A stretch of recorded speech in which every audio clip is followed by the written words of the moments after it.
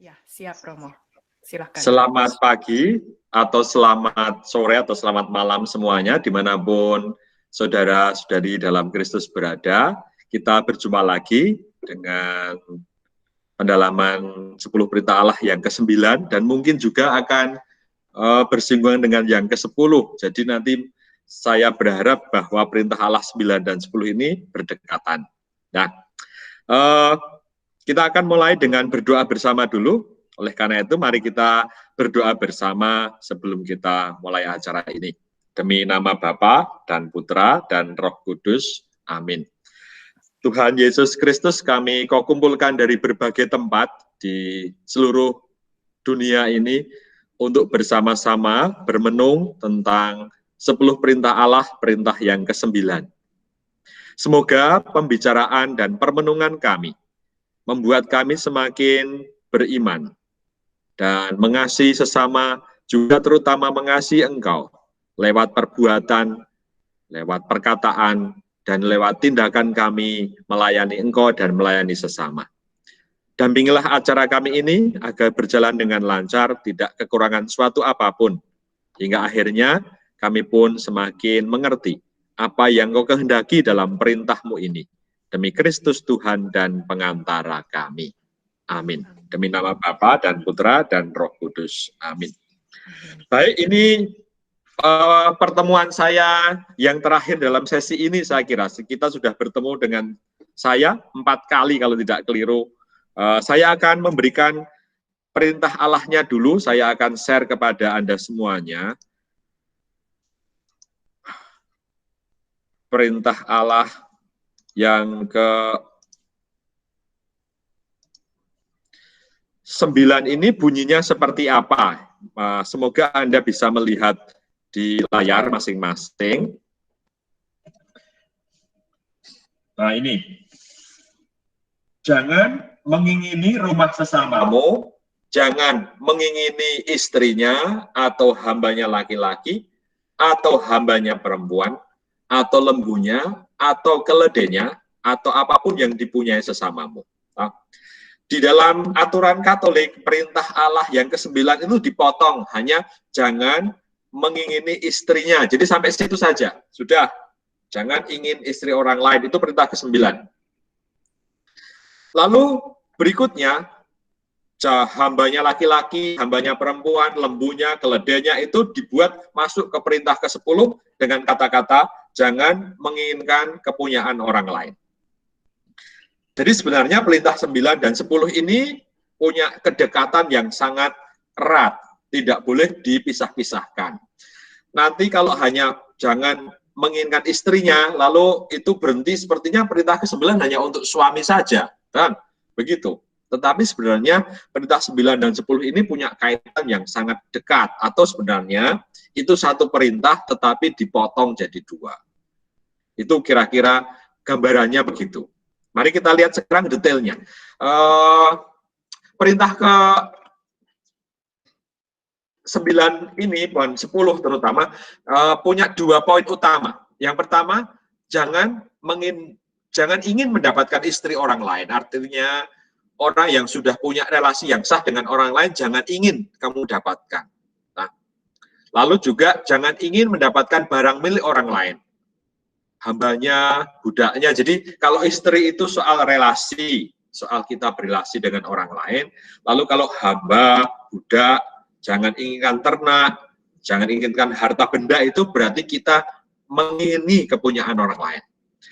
Saudara-saudari harus diingat bahwa kata-kata di situ jangan ingin. Jadi ketika kita sudah ingin, itu sudah ada dosanya di situ. Meskipun belum aktual, belum diwujudkan dalam tindakan. Tetapi keinginan saja sudah ada arah menuju yang namanya kedosaan atau melanggar perintah yang ke-9 ini. Apa arti menginginkan? Menginginkan di situ punya arti berbagai hal. Yang pertama, bahwa orang berusaha mendapatkan apa yang bukan menjadi miliknya, gitu toh. Jadi misalnya tadi saya melihat Agem di ruang studionya itu kayak kapel, dan saya melihat tadi di ruangnya studionya Agem itu ada gitarnya, ada salibnya yang cahaya, lalu kok saya pengen punya barang punya agama itu nanti suatu saat kalau saya ke Amerika saya curi misalnya, itu berusaha mendapatkan milik bukan milik saya. Keinginan untuk mendapatkan lebih dari yang dibutuhkan dan merugikan orang lain. Perintah ke-9 dan 10 ini berusaha agar orang hati-hati kalau digoda terhadap barang milik orang lain dan mendapatkannya dengan cara merugikan orang lain. Saudara-saudari pasti ingat kisahnya si Daud yang mengambil istrinya Batseba itu ya, semoga pernah mendengar cerita itu, bagaimana dia mendapatkan istri orang lain dengan membunuh suaminya, disuruh perang si suaminya itu. Disuruh perang, ditempatkan di barisan paling depan, lalu mati, lalu karena dia menginginkan istrinya, lalu istrinya diambil oleh Daud. Itu dalam Raja-Raja, kitab Raja-Raja. Nah, perintah ini juga perintah agar kita tidak mencuri, mengambil hak orang lain. Dan perintah ini mengharapkan kita tidak serakah atau berusaha mengumpulkan harta sebanyak-banyaknya untuk kepentingan kita sendiri. Jadi perintah ini sangat berhubungan dengan soal tidak ingin mendapatkan barang dan juga istri orang lain bila orang lain sudah punya relasi yang baik.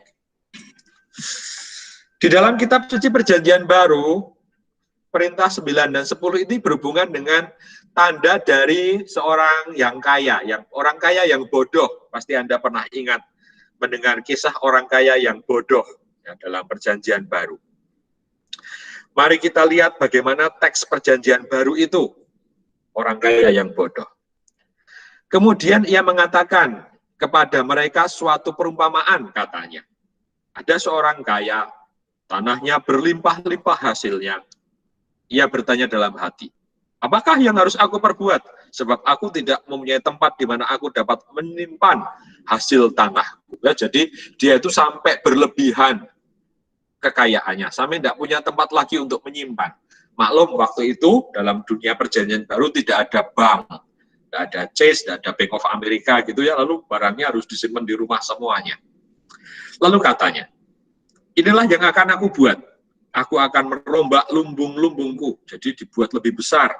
Aku akan mendirikan yang lebih besar, dan aku akan menyimpan di dalamnya segala gandum dan barang-barangku. Jadi orang ini, yang sangat kaya ini, berusaha menyimpan hartanya di dalam lumbungnya yang besar. Sesudah itu aku akan berkata kepada jiwaku, jiwaku, ada padamu barang, banyak barang, tertimbun untuk bertahun-tahun lamanya. Beristirahatlah, makanlah, minumlah, dan bersenang-senanglah. Nah, coba kalau saudara-saudari melihat storage Anda masing-masing tuh ya, banyak sekali kan barang-barang kita yang kadang-kadang kita lupa kalau punya barang itu. Sampai lama ada di situ terus. Nah, orang ini mengatakan, aku sudah punya banyak barang, sekarang aku akan menikmati hidup. Ya. Makan dan minum, lalu bersenang-senang. Tetapi firman Allah kepadanya, hei engkau orang bodoh, pada malam ini juga jiwamu akan diambil daripadamu. Dan apa yang telah kau sediakan, untuk siapakah itu nanti? Demikianlah jadinya dengan orang yang mengumpulkan harta bagi dirinya sendiri, jika ia tidak kaya di hadapan Allah. Nah, jadi perintah Allah ke-9 dan ke-10 ini mengajak orang tidak menjadi seperti perumpamaan yang Yesus katakan dalam Injil Lukas hari ini, yaitu orang kaya yang bodoh. Orang berpikir bahwa kekayaan itu akan menyelamatkan dia dalam hidup. Tetapi sebenarnya kalau kita meninggal, kita tidak akan membawa kekayaan apapun dalam hidup kita. Kemarin kami baru saja ada satu romo meninggal, sudah tua gitu ya, lalu apa yang dia bawa dalam petinya? Kalau Anda melihat orang meninggal, apa yang Anda lihat ketika orang meninggal di dalam peti? Yang dibawa kan paling hanya sepasang sepatu atau rosario, atau kalau romo meninggal dibawakan piala gitu ya, biar nanti dia bisa misa di surga kali ya, ada dibawakan piala. Kemarin ketika Bapak Uskup saya meninggal, yang dibawakan hanyalah topi oskop tetapi yang Jawa, itu ada namanya belangkon, gitu ya, dibawa beliau di dalam petinya. Tidak membawa apapun sebenarnya kita kalau meninggal dunia. Dan itulah firman Tuhan di sini. Hai engkau orang bodoh, malam ini juga jiwamu akan diambil daripadamu. Untuk apa harta yang kau kumpulkan itu? Nah, perintah ke-9 ini mengajak kita, dan juga perintah ke-10, mengajak kita berpikir ulang bagaimana kita itu memakai harta kita. Bagaimana selama ini kalau kita memiliki uang, kita memiliki barang, kita bersikap terhadap barang-barang kita. Apakah ada keinginan untuk membantu orang lain di dalam hidup ini? Tidak hanya untuk diri sendiri. Atau berusaha mencari barang seperti milik orang lain dengan cara tidak adil. Itu yang mau dikatakan di dalam perintah ke-9 dan 10. Terutama perintah ke-9, karena ini soal jangan menginginkan. Coba para saudara, kalau Anda bayangkan dari tadi malam sudah hari ini, dalam hati kita pernah atau pikiran kita, pernah tidak muncul, aku pengen barang itu, gitu ya, aku kok pengen barang itu tuh, gitu ya, pernah enggak? Itu, tetapi kalau hanya ingin sih enggak apa-apa, tetapi ketika barang itu milik orang lain dan Anda inginkan, ini yang dimaksudkan di sini.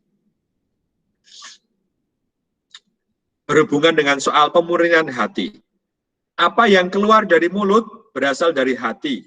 Dan itulah yang menajiskan orang. Ya, jadi yang berasal dari hati itu yang menajiskan orang. Karena dari hati timbul pikiran jahat. Pikiran-pikiran kita yang jahat muncul dari hati kita. Seperti misalnya, kemarin saya baru keluar sampai perempatan jalan. Ada orang mengemis. Tetapi pikiran saya itu, paling nanti juga saya nggak mau beri, paling nanti juga dipakai untuk beli rokok, beli minuman keras, gitu ya. Karena ada tertulis di perempatan itu jangan memberikan sumbangan kepada pengemis. Gitu. Kita punya pikiran-pikiran macam-macam. Dalam hati muncul pikiran jahat, muncul pikiran tentang pembunuhan, perzinahan, percabulan, pencurian, sumpah palsu, dan hujat. Perintah ke-9 sebenarnya berhubungan dengan soal pemurnian hati kita juga. Kalau mau jujur ya tidak hanya menginginkan istri, tetapi juga menginginkan suami orang, gitu. Menginginkan orang yang sudah punya relasi. Dulu saya sayang, saya dulu tidak ngomong dengan dia, kalau saya mencintainya, sekarang sudah dimiliki orang lain, kan begitu. Nah, dia orang merasa menginginkan orang yang sudah punya relasi dengan orang lain. Bagaimana orang berusaha mengelola keinginan? Dalam diri kita pasti banyak sekali keinginan. Setiap hari kita menginginkan apapun. Pasti dalam hidup kita masing-masing. Nah, perintah ke-9 ini terutama mengajak kita untuk menempatkan bagaimana hati kita masing-masing nih, itu adalah tempat kediaman, kepribadian susila kita, moralitas kita. Ketika hati kita itu bersih, maka pikiran, tindakan kita juga mengarah pada hal yang baik. Tapi ketika hati kita kotor, keinginannya tidak teratur, gitu ya, keinginannya macam-macam, dan kita tidak bisa mengontrol, maka ya kita akan jatuh pada kedosaan yang sama, jatuh pada hal yang tidak bermoral. Oleh karena itu dibutuhkan, dalam poin yang kedua di sana dikatakan, dibutuhkan pembersihan hati dan orang mampu mengendalikan diri. Ya, mengendalikan diri. Bagaimana orang belajar bisa mengendalikan keinginan.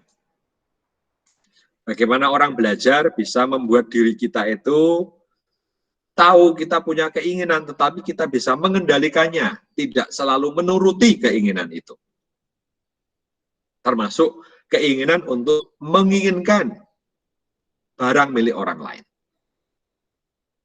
Oleh karena itu, di dalam Injil Matius bab 5, dikatakan, berbahagialah mereka yang suci hatinya, karena mereka akan melihat Allah. Apa arti suci hatinya? Suci hatinya itu berhubungan dengan orang yang memiliki hati yang bisa tahu bagaimana kehendak Allah, bagaimana keinginan Allah dalam hidup ini, apa yang Allah kehendaki dalam hidup ini.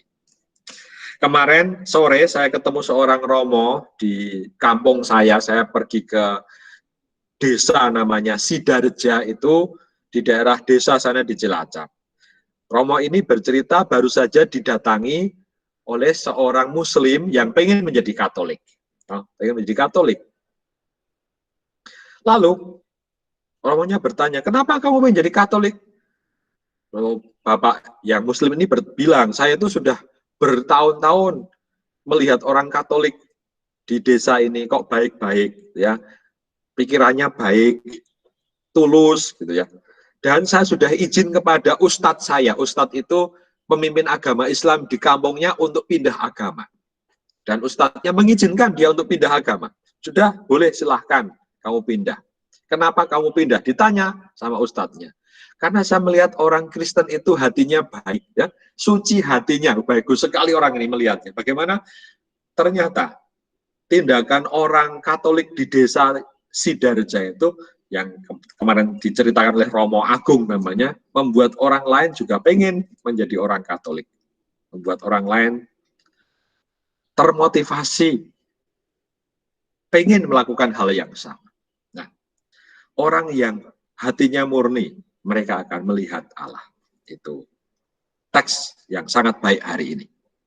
Semoga para saudara juga membuat hatinya bisa murni, sehingga bisa melihat Allah. Nah, hati yang murni berhubungan dengan perintah ke-9 nih. Jadi ada 3 poin utama. Yang berwarna merah di samping kiri kita, bahwa hati yang murni ini membuat kita punya cinta kepada sesama itu tulus.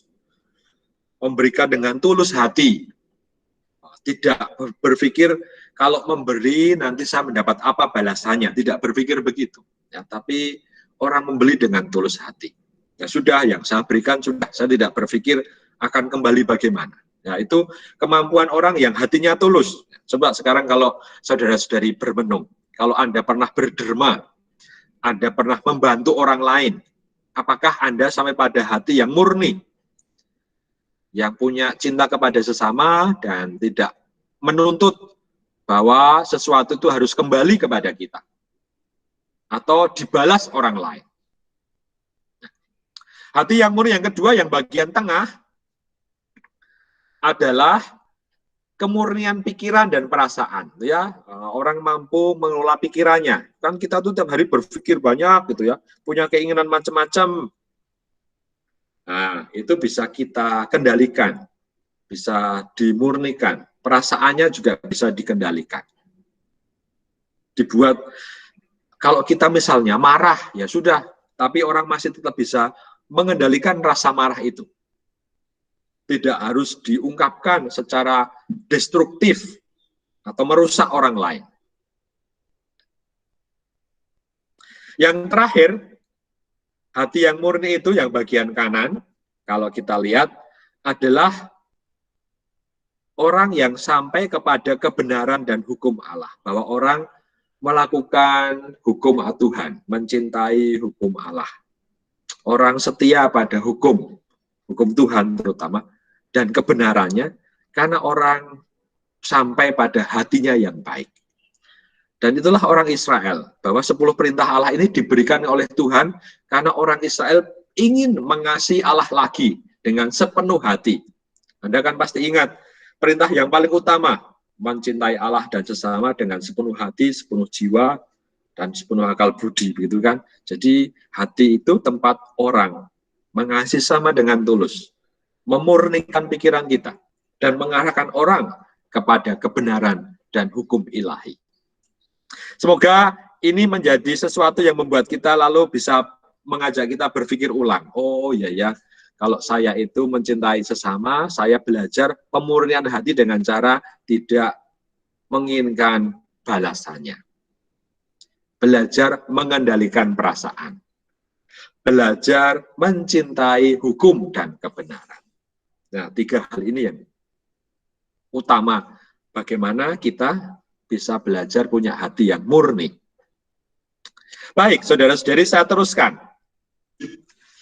Santo Agustinus berkata demikian, ini seorang santo besar. Orang yang beriman akan taat kepada Allah. Jadi iman itu membuat orang taat kepada Allah. Pasti Anda ingat ketika Abraham disuruh Allah untuk membunuh anaknya, ya enggak? Nah, bunuhlah anak itu. Iman Abraham itu membuat Abraham taat kepada Tuhan. Perintah apapun dilakukan oleh Abraham untuk menjadi orang yang taat. Maka dia pun menjadi bapa kaum beriman karena itu. Kalimat berikutnya, setiap orang yang taat, mereka hidup baik dalam bidang susila. Jadi ketaatan itu membuat orang mampu menjadikan hidupnya baik dalam bidang moral. Tidak menginginkan istri orang lain, tidak menginginkan harta orang lain dengan tidak adil, tidak mencuri, punya pikiran-pikiran yang baik. Ya. Nah, Agustinus meneruskan, agar hidup baik dalam susila, orang perlu membersihkan hatinya. Maka saya senang kalau para saudara-saudari pernah diajari Romo Hadi nih, eksamen. Saya berharap Anda sudah pernah diajari Romo Hadi eksamen, ya, melihat apa yang hidup dalam hati saya.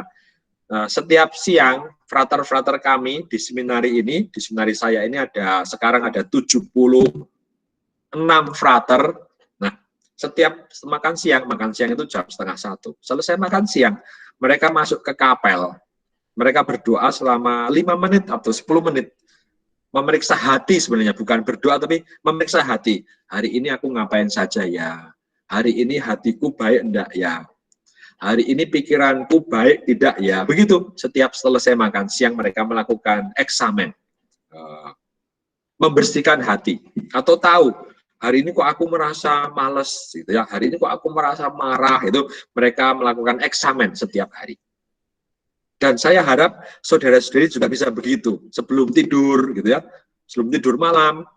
Coba dengan 2 pertanyaan saja, apa perasaan yang dominan hari ini? Ya, lihat hatinya. Apa pikiran yang dominan hari ini? Itu latihan eksamen namanya, melatih pikiran. Nanti kalau Anda akan tidur nih, kan bentar lagi tidur nih yang di Amerika nih. Nah, sebelum tidur, pikir apa yang saya pikirkan hari ini, apa yang paling mengganggu saya hari ini, apa yang paling mengganggu perasaan saya hari ini. Nah, itu cara orang membersihkan hati atau mengerti gerakan hatinya kemana. Baik atau buruk, digoda ke kiri atau ke kanan, begitu ya, itu cara orang membersihkan hati. Nah, yang terakhir dari Santo Agustinus, orang yang membersihkan hati akan mengerti apa yang mereka imani. Ternyata hati itu mengarahkan kita pada kemana? Sungguh, hati kita akan mengarahkan kita kemana? Saya beri contoh nih, kemarin ada seorang murid saya nih, frater saya. Dia itu jatuh cinta. Kok saya mau jadi Romo ini sedang jatuh cinta pada cewek gitu ya. Tapi dia punya hati yang baik. Lalu dia cerita kepada saya. Dan dia bisa menceritakan sampai pada titik begini, saya akan memutus, tidak akan meneruskan relasinya karena ini mengganggu saya. Nah, kata mengganggu itu membuat dia tahu, oh ini tidak benar ini. Karena saya mau jadi Romo, kok saya malah berrelasi dengan cewek ini. Gitu ya. Lalu dia mampu untuk ini tadi, mengelola pikirannya, mengelola perasaannya, mengontrolnya. Dengan cara apa? Dengan cara melihat hatinya, dengan cara melihat perasaannya. Dan saya berharap Anda semuanya juga bisa begitu dalam hidup ini. Apa yang paling mengganggu perasaan saya, apa yang paling mengganggu pikiran saya hari-hari ini. Dengan mengetahui begitu, orang akan semakin dekat kepada Tuhan. Karena Tuhan tinggal di dalam hati setiap orang. Tapi kalau kita itu selalu diselimuti oleh pikiran-pikiran yang tidak baik, lalu Tuhan yang ada di situ terselamur atau kabur, karena kita tidak bisa melihatnya, we cannot see it, ya. Terhalangi oleh gambar-gambar, oleh pikiran-pikiran kita yang tidak baik. Maka, belajarlah untuk mengelola, untuk memeriksa atau bahasanya dalam bahasa latihan rohani Ignatius, eksamen, ya, memeriksa hati, memeriksa pikiran kita. Perintah Allah ke-9 berhubungan dengan itu, karena kata-katanya jangan menginginkan. Ya, itu kata-kata untuk memeriksa hati, memeriksa pikiran, memeriksa keinginan kita masing-masing setiap hari, baik atau tidak baik. Nah, bagaimana orang bertindak atau caranya memurnikan hati juga, ya? Pemurnian akan bersikap sopan, orang belajar bersikap sopan dalam hidup. Orang mengatur pandangan hidupnya sesuai dengan martabat manusia atau menghormati orang lain. Menghormati orang lain dipandang baik. Orang lain dipandang dengan tidak berpikiran jahat. Orang lain dipandang positif. Dan kesopanan, orang yang sopan akan membawa pada kerendahan hati. Kemampuan untuk menerima orang lain. Termasuk Bapak Ibu yang punya anak-anak. Mendidik anak dalam kesopanan itu termasuk sebagai tindakan pemurnian hati sebenarnya. Bagus sekali kata-katanya di sini. Ini saya kutip dari dokumen gereja, yaitu katekismus, yang mengatakan bahwa mendidik anak-anak kita dalam kesopanan merupakan tindakan pemurnian hati. Mengajari anak-anak untuk menghormati sesamanya. Ini indah kata-katanya. Dan akhirnya, kalau orang bisa memurnikan hatinya, maka iman kita, kabar baik dari Kristus, akan membaharui hidup orang yang jatuh dalam dosa dan kesesatan. Kalau orang mampu yang namanya memeriksa hatinya, maka orang akan mampu juga tidak jatuh dalam dosa dan kesesatan.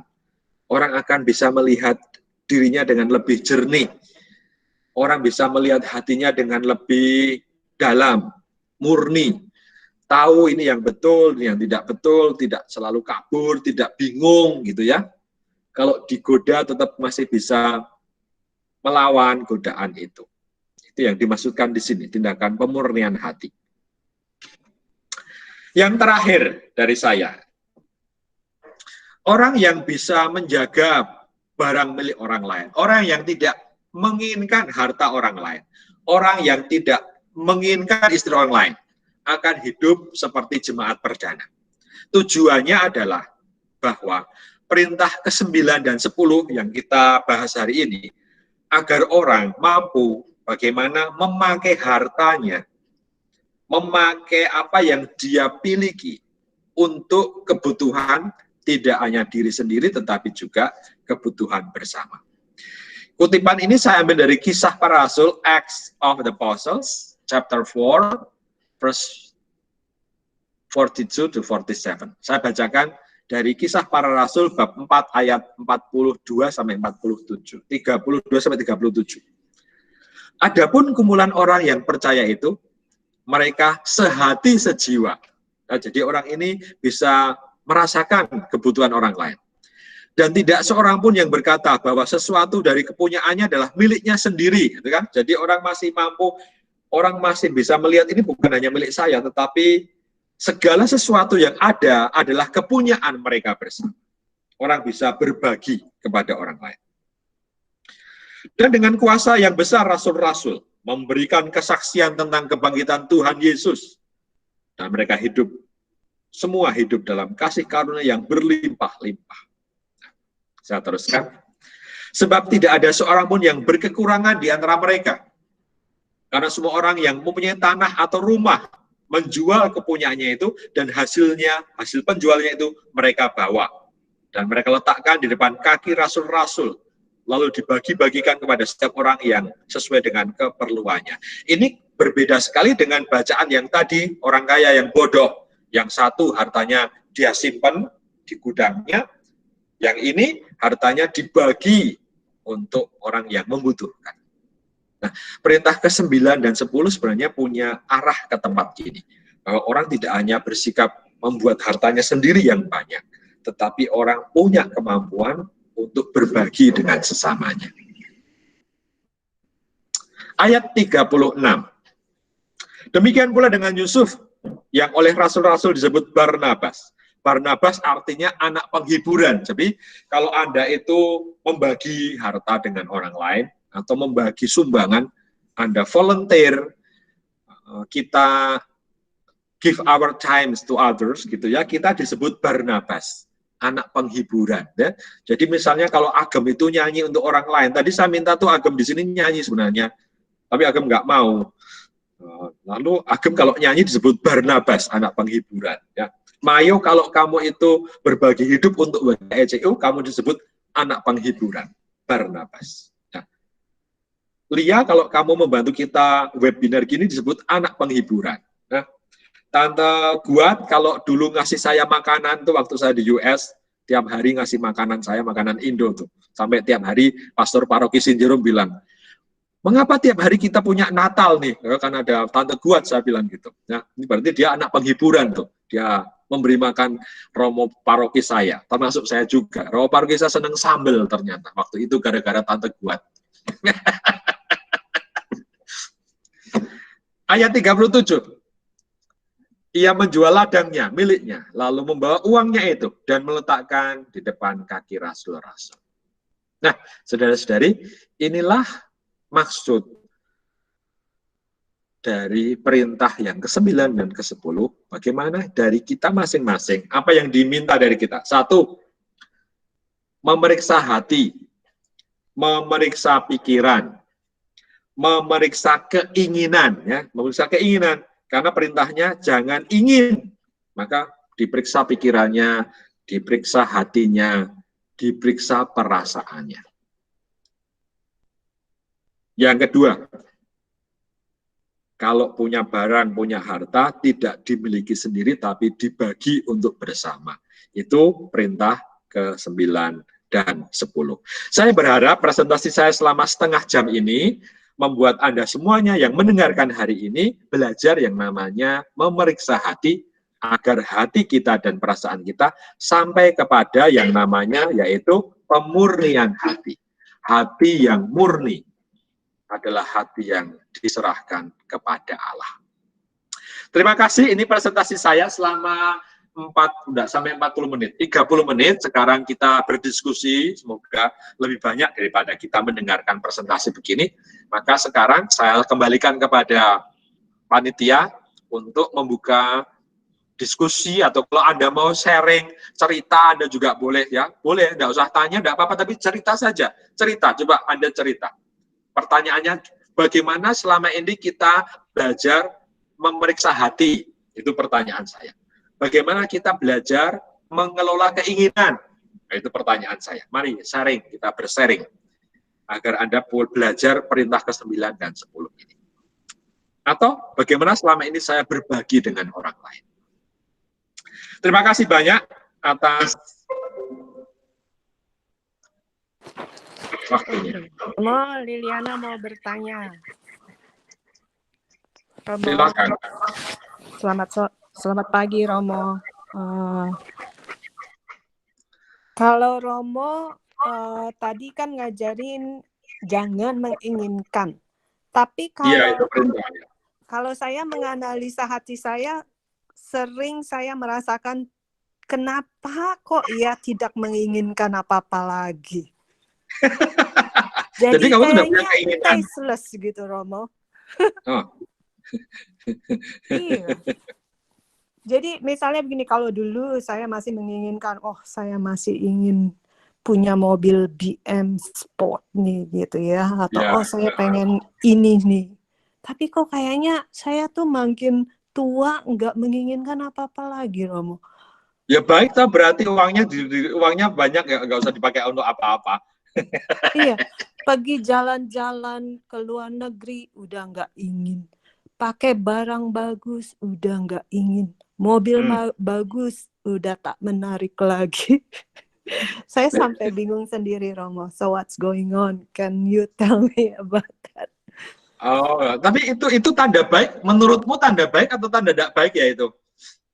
Kalau menurut aku sih tanda baik, Romo. Jadi aku sudah sepertinya hidup sudah selesai gitu, udah. Ya kalau selesai sih enggak, kalau selesai saya kira enggak. Tapi bahwa mungkin saudara-saudara nih yang ada yang sudah senior ya, nanti boleh cerita pada kita. Apakah betul sih orang kalau hidup itu keinginannya semakin berkurang atau semakin aku udah pernah maka sekarang keinginanku tidak seperti dulu waktu aku muda. Boleh nanti cerita ya, siapapun boleh cerita nih. Saya kan masih usianya masih 40 nih. Kalau Budiman mungkin udah nggak punya keinginan kali ya, atau Mega nggak punya keinginan. Tapi benar, atau tante Hani juga punya keinginan. Tapi benar, Liana, saya kira ya kalau orang itu Saya tuh semakin dari tua, orang semakin keinginannya berkurang dan bisa mengontrol. Saya kira begitu loh. Betul. Oh, jadi saya nggak ada yang salah, toh Romo. Saya rasanya tuh udah dari 5 tahun yang lalu nggak kepingin apa-apa lagi. Dan saya merasa aneh sendiri gitu. Ya, orang akan bisa sampai pada tahap kayak gitu ya. Ada dua kemungkinan sih. Kalau misalnya orang putus asa, sungguh-sungguh putus asa, ya udahlah, Enggak sih, punya nggak keinginan putus apa-apa. asa, Romo. Tapi kalau orang dalam sikap disposisi hati yang baik dan bermenung, kok aku nggak punya keinginan apapun ya? Apa sih yang sebenarnya dicari orang? Lalu orang sampai pada arah itu ya, pada arah itu. Tapi ini pertanyaannya bagus sekali. Kalau orang lain mau sharing nih, apakah betul sih orang semakin tua keinginannya semakin berkurang, ataukah semakin bertambah? Mari saya Kalau mau gitu sharing. saya mengalami tanda-tanda aging kali ya, Mo. Ya ada juga, mungkin kamu aging tapi wise gitu ya. Oke, makasih Terima Romo. kasih Liliana. Tolong, mari siapa yang sudah merasa begitu boleh sharing nih. Romo, kalau nggak sharing mau tanya boleh? Boleh. Oke. Sekarang pertanyaan saya 2 nih ya. Jadi 2 pertanyaan yang berbeda. Langsung aja. Yang pertama, jadi kita semakin dekat sama Tuhan, kita nggak punya ambisi lagi kah? Dengan kita menginginkan, kayak untuk lebih maju, untuk lebih, ya, untuk orang di Silicon Valley kan, istilahnya apa ya, fast pace gitu loh, untuk orang lebih maju, improve. Gua nggak mau kalah, gua mesti ini, I have to be the top, I have to be. Nah, itu dengan perintah ini gimana gitu, how to position that gitu loh, Romo. Ya. Itu pertanyaan satu yang pertama ya. Nah, yang kedua ini, recently saya punya conversation yang menarik sekali ya gitu. Ngakunya sih ini orang Katolik gitu ya. Orang ini terus terang, saya kagum dengan orang ini gitu. Hidupnya itu dari homeless. Dia dari homeless, dia tidur di jalan. Dia cerita 2 tahun dia hidup di jalan. Dan sekarang dia jadi milioner. Dia jadi milioner, tapi dari sisi cerita kiri dan kanan gitu, I sniff dengan cara yang nggak benar lah gitu loh, dengan kasih entertainment, kind of like the entertainment tanda kutip gitu loh, Romo, dengan partner bisnis untuk dapetin project itu, quote unquote itu have to have entertainment gitu loh. Nah, terus aku tanya, hatimu di mana gitu loh waktu kamu dengan entertainmentnya itu gitu loh. Ya saya suruh bawahan saya dong, dia bilang. Maksudnya kayak cari objek gitu loh, to entertain the business partner or something gitu loh. Sampai sekarang udah jadi milioner lah ya, udah hartanya udah nggak kehitung, dia bilang. Terus udah gitu, kamu pernah punya salah nggak sih kayak gitu? Terus, oh wait a second, dia bilang. Dengan saya begini, saya punya duit, saya bisa bantu gereja, dia bilang. Terus dia kasih saya bukti-bukti dia membantu negara dunia ketiga. Negara homeless, negara yang sekolah, dia bangun sekolah, pokoknya dia tunjukin, dia sampai dapat penghargaan acknowledgement, thank you gitu untuk your donation, berapa duit untuk membangun sekolah, untuk bangun hospital, bla bla bla bla. Nah, dia bilang, disinilah saya menyucikan hidup saya gitu loh. Nah, saya pikir, is it really gitu loh. Nah, itu sebenarnya yang lately yang bother saya gitu loh. Di mana guideline dengan faith dengan money, dengan helping others. Gitu aja, Romo. Baik, pertanyaannya berat nih ya. Aduh, gimana nih? Tapi yang pertama gini. Bukan berarti bahwa orang tidak boleh punya keinginan. Bagaimanapun keinginan itu tetap ada, terutama dibedakan. Kalau orang misalnya, orang bekerja, orang perlu punya ambisi, tetap harus punya ambisi. Orang punya keinginan kompetisi dengan orang lain, harus ada itu kalau di tempat kerja. Karena kan bisnis, yuk kan? Begitu kan Ellen? Harus ada, bukan berarti itu harus dihilangkan, enggak. Tetap harus ada. Hanya yang dimaksudkan dalam perintah ini bahwa ambisi kompetisi itu tidak membuat orang sampai pada kedosaan atau melanggar hak orang lain. Itu yang mau dimaksudkan. Jadi kalau kamu mau punya harta, kamu mau berkompetisi dengan orang lain, oke, tetapi perintah ini jangan menginginkan yang tidak adil. Jangan mengambil harta atau kesempatan milik orang lain dengan tidak jujur. Itu maksudnya. Jadi this is the position of kind of number 9 and 10 of the commandment, something like that.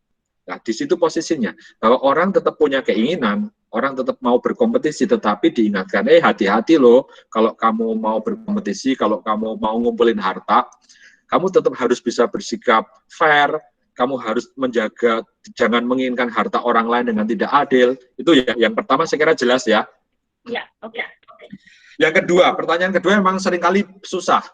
Berat, atau ini persoalan moral dan persoalan iman. Ada dua persoalan utama. Satu, bahwa yang ideal seharusnya orang yang beriman itu moralnya baik. Kayak tadi Santo Agustinus. Harusnya orang yang beriman itu moralnya baik. Tetapi orang yang kamu beri contoh tuh, itu orang yang bermoral baik, dalam arti dia itu generous pada orang lain, tetapi tidak mengimplementasikan dalam tindakannya. Dia tetap melakukan kejahatan atau tidak bermoral, atau tindakan-tindakan asusila tadi yang dikatakan oleh Agustinus begitu. Ada split gitu ya, ada orang yang tidak sungguh-sungguh integral dalam hidup, tidak jadi satu kesatuan imannya. Dan saya kira di dunia ini banyak orang begitu. Orang money laundry gitu ya, orang menyumbang gereja dari korupsi, orang membantu orang miskin dari korupsi, entah dari kerja di mana, dan itu sama sekali tidak bisa dipakai, ya. Tidak dibenarkan oleh Allah. Bagaimana memakai begitu untuk kebaikan? Dan orang berpikir ini cara saya menebus dosa, tetapi dia tidak mungkin menebus dosa, orang dia tetap berlaku buruk. Nah, yang ditebus apanya kalau kayak gitu? Dia tidak menebus apapun. Dia hanya berusaha feeling good terhadap hal buruk yang dilakukan, tetapi dia tidak mengubah hidupnya. Nah, ini seringkali terjadi pada kita gitu ya. Kita seringkali tuh merasa gini, kita tahu bahwa kita salah, lalu salah satu cara memperbaikinya kita donate gitu ya. Ini cara saya untuk mengampuni dosaku, tapi sebenarnya tidak betul juga. Mengampuni dosa itu atau meminta pengampunan itu berhubungan erat dengan tindakan yang menjadi baik. Kalau tindakannya tidak berubah, ya tidak ada bedanya lalu. Itu namanya tidak minta pengampunan dosa. Tetapi kita melegalkan tindakan kita yang tidak bermoral dengan cara mencari feeling good-nya dengan memberi donation. Itu ya, Ellen ya, semoga menjawab. Oke, Romo. Mari, sama-sama. Ada yang mau sharing nih. Gimana? Apakah orang semakin tua, semakin punya keinginan banyak? Pak Susilo? Ya, silakan. Pertanyaan saya mungkin sedikit lain. Pak Susilo cerita dulu, Pak Susilo. Apakah orang semakin tua keinginan semakin berkurang atau banyak? Kalau menurut saya semakin berkurang atau tidak gitu, menurut Romo? Iya, dalam pengalaman gimana ya? Kalau saya sih makin banyak, kalau saya begitu juga. Saya rasa nggak begitu. Oh ya, nggak begitu. Gimana? Semua orang lain-lain. Tetapi intinya justru yang menghambat seseorang itu ada keinginan atau enggak, bukan soal umur. Apa? Soal kemampuan dia secara fisik maupun psikologis. Itu yang menentukan, itu constraint-nya. Oke, jadi bukan soal usianya ya, bukan. Tapi soal kayak wisdom-nya gitu ya. Yang udah tua, umur 80, saya tahu 80-90, hasratnya masih tetap tinggi. Ya nggak apa-apa kan? Mau ekspansi tetap tinggi, ya dari nggak mungkin. Jadi nggak berarti kalau semakin tua tuh semakin berkurang. Jadi constraint-nya menurut saya cuma dua. Bukan umur, batasannya kan adalah batasan umur, usia, dan batasan psikologis. Kalau itu konsep itu nggak ada, nggak beda sama anak muda kan menurut saya. Ya, betul. Terima kasih. Ya. Sekarang ke pertanyaan saya yang apa nih? Saya punya pertanyaan yang kedua, Romo. Ya. Itu tadi kan yang dipentingkan adalah soal properti, hak properti kita kan. Iya. Mau bilangnya. Apalagi di Amerika properti itu paling number one. Sangat-sangat ya. Wah, malahan kita kalau masuk sembarangan tuh yang udah dibatasin sama pagar, kita bisa ditembak. Betul. Atau dikasih Doberman gitu. Itu sangat penting kan. Ya tapi terlepas dari itu, yang ingin saya tanyakan, saya tertarik pada yang waktu Romo bilang bahwa di Cilacap itu di desa yang terpencil ada seorang yang masuk Kristen karena melihat kebaikan orang Kristen. Ya. Tetapi kalau saya lihat dalam sejarah, ya, itu hampir selama hampir ratusan tahun, ya, bahkan sampai dia boleh dikatakan sampai abad ke-18 lah begitu. Itu properti itu semua saat itu kan kekristenan paling kuat saat itu. Itu justru dalam era kekristenan itu justru properti itu dikuasain hanya oleh segelintir orang, oleh para raja, para bangsawan, oleh para satria, ya, dan bahkan oleh para clerical. Rakyat tuh kalau kita lihat ya dalam sistem pemerintahan itu, sistem bolehlah dikatakan feodalisme atau monarki absolut gitu dengan segala jajarannya. Itu rakyat kalau kita lihat ya, dia tidak punya tanah. Kerjaannya hanya apa? Bekerja dari pagi sampai malam, hasilnya dipajak yang tinggi. Dan itu berlangsung selama ratusan tahun. Ketidakadilan, kemiskinan, dan seterusnya. Nah itu menurut saya, di dalam era kejayaan kekristenan, kenapa mereka tidak menerapkan yang tadi Romo bilang di nomor 9 sama nomor 10 gitu. Ya. Mengikuti moralitas atau cara hidup yang Romo bilang jemaat perdana itu. Kenapa sekarang jadi berubah begitu, Romo? Dan syukurnya pada tahun 1799, abad ke-18, justru perasaan ketidakadilan ini itu justru dicetuskan oleh orang-orang yang bukan Kristen. Keadilan persamaan, land reform, pembagian tanah, orang kaya maupun orang miskin, orang elit atau enggak, mendapat hak yang sama itu justru pada revolusi Prancis. Dengan liberté, égalité, dan fraternité. Kemerdekaan, persamaan, dan persaudaraan. Nah, justru kalau nggak ada revolusi ini, ya kita terlepas dari segala eksesnya, justru itu datangnya justru bukan dari orang Kristen.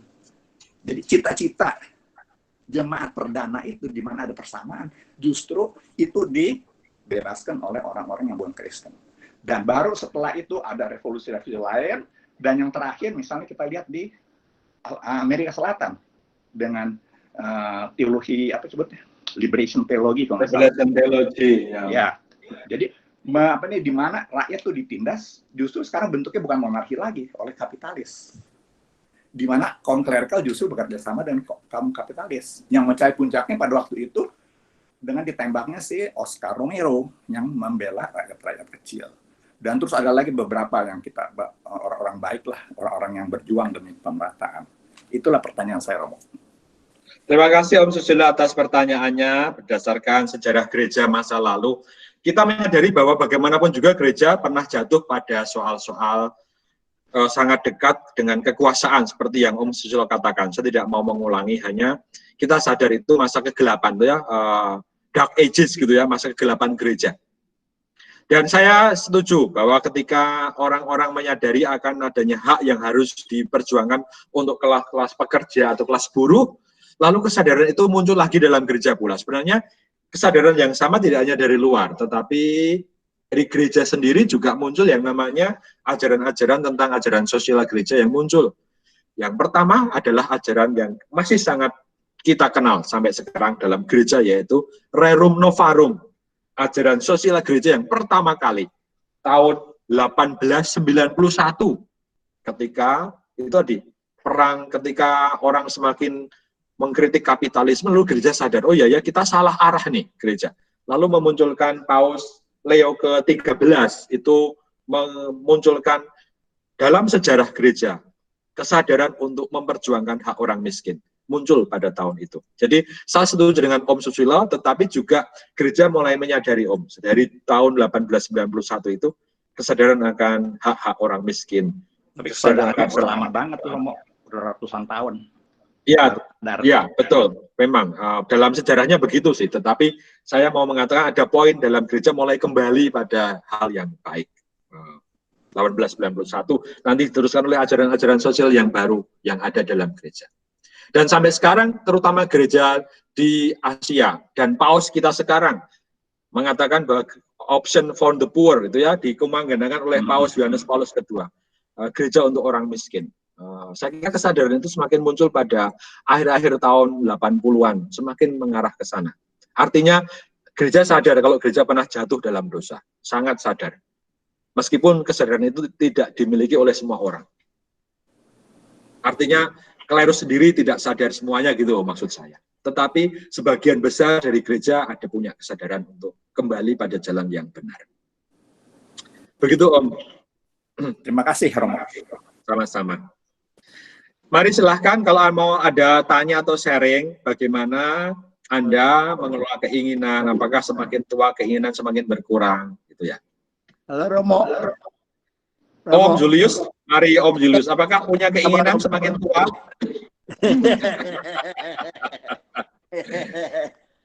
Bagaimana, baik-baik aja Romo? Sehat, amin. Syukur pada Allah. Iya. Pertama salam dulu dari Suster Karmel untuk Romo. Baik. Ya. Salam kembali untuk Suster. Ya, barusan kita bicara sama Suster Safe. Ya. Ya, pertanyaan saya pertama seperti yang Romo katakan tadi, kita harus membagi kasih kepada sesama. Ya, ada cerita saya ini, saya dulu waktu kita orang tuh tinggal di San Francisco, saya bekerja di downtown. Dulu nggak begitu banyak homeless. Nah, satu waktu dia kan minta spare change saya kasih. Zaman dulu kan 30 tahun yang lalu tuh quarter itu besar. Nah, saya kasih, setelah saya kasih, beberapa hari kemudian saya melihat, menemu dia tuh membawa satu kantong coklat, isinya itu bir. Nah, dari situ saya lihat dia lagi, saya nggak bakalan kasih lagi. Nah, pengalaman kedua, waktu itu saya membawa charter bus di San Francisco. Saya lagi break, kebetulan di Burger King itu waffle itu lagi spesial. Jadi buy one get one free. Saya lagi makan. Saya makan tuh belum habis di dalam bus.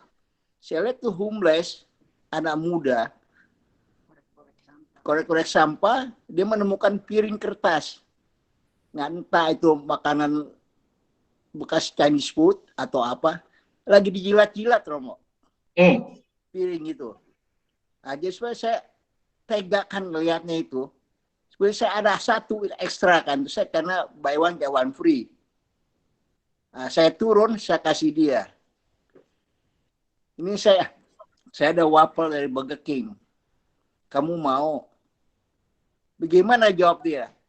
Saya tidak biasa makan burger dari Burger King. Saya maunya in and out gitu ya. Saya bilang, aduh, saya sakit banget itu. Dari situ saya nggak pernah kasih. Umrah semua saya nggak pernah kasih. Saya tahu udah 2 kali pengalaman. Nah, pengalaman itu teman saya. Dia tuh wakil GM. Di Burger King saya bekerja. Dia ada punya Burger King, orang Indonesia juga. Dia kebetulan sama istrinya, nggak tahu dari mana, kalau nggak salah di 19th Avenue, karena di rumahnya di Sunset District. Lihat ada wanita dengan baby. Kertasnya, need work for food.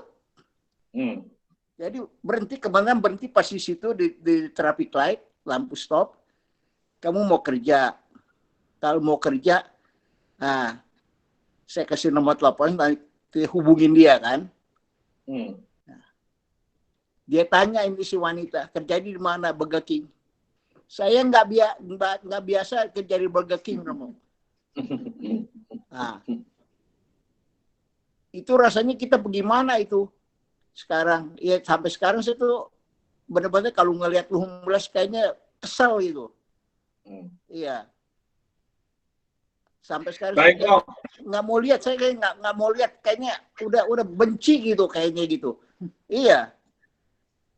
Ya, terima kasih. Ini merasa sakit hati dengan homeless. Jadi besok lagi Om kalau ketemu homeless, jangan dibawain Burger King, bawain In Out gitu ya.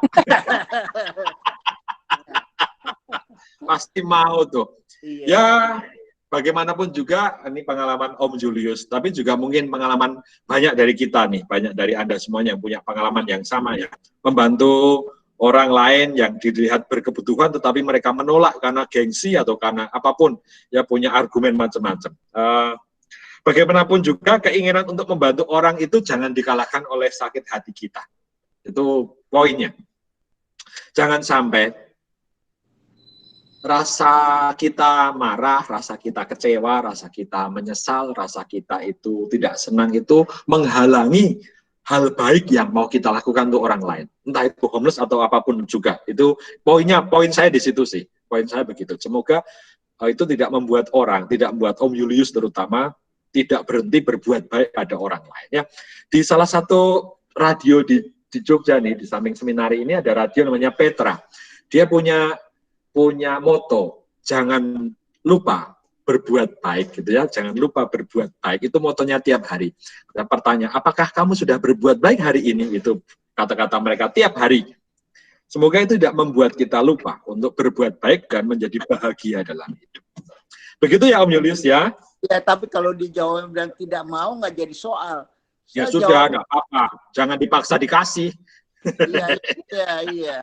Ya, thank you Romo. Mari, sama-sama. Terima kasih. Mari, siapa lagi yang mau sharing ya? Apakah keinginan Anda itu bisa dikelola? Semakin tua, semakin bisa mengelola keinginan. Semakin tua, semakin keinginannya berkurang. Atau semakin tua, keinginan semakin bertambah banyak? Saya bisa rasa masih berkurang keinginannya. Agak berkurang, Romo. Baik, ya, itu berkurang. Agak berkurang, ya. Terima kasih. Sekarang agak berkurang. Ya. Ya, terima kasih Om Julius. Ya. Dengan dulu saya anak-anak, Romo kan tahu. Ya. Pastilah berbeda. Terima kasih Om Julius. Ada yang lain, mari. Romo, ini Ari. Siapa? Ya. Saya mau kasih pendapat sedikit Romo tentang pertanyaan Romo itu. Saya belum merasa tua sih, tapi saya punya pandangan. Semakin tua, saya rasa yang saya rasakan ya, keinginan untuk diri saya sendiri itu makin berkurang. Oke. Semakin tua keinginan untuk sendiri semakin berkurang. Yang semakin bertambah keinginan apanya? Untuk berbuat untuk orang lain gitu. Oh gitu. Jadi semakin banyak. Bisa ngasih contoh enggak nih? Bisa ngasih contoh? Kan waktu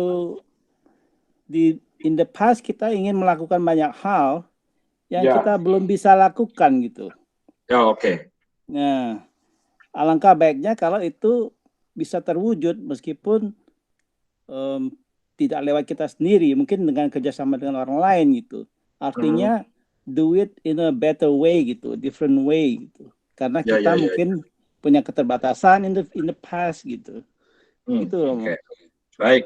Thanks. Terima kasih. Ini poin yang baik sekali nih, bahwa orang itu semakin berpengalaman dalam hidup gitu ya, semakin punya pengalaman, orang bisa merasakan keinginannya ada, tetapi keinginan untuk diri sendiri itu berkurang, keinginan untuk orang lain semakin banyak. Nah, itu poinnya bagus nih.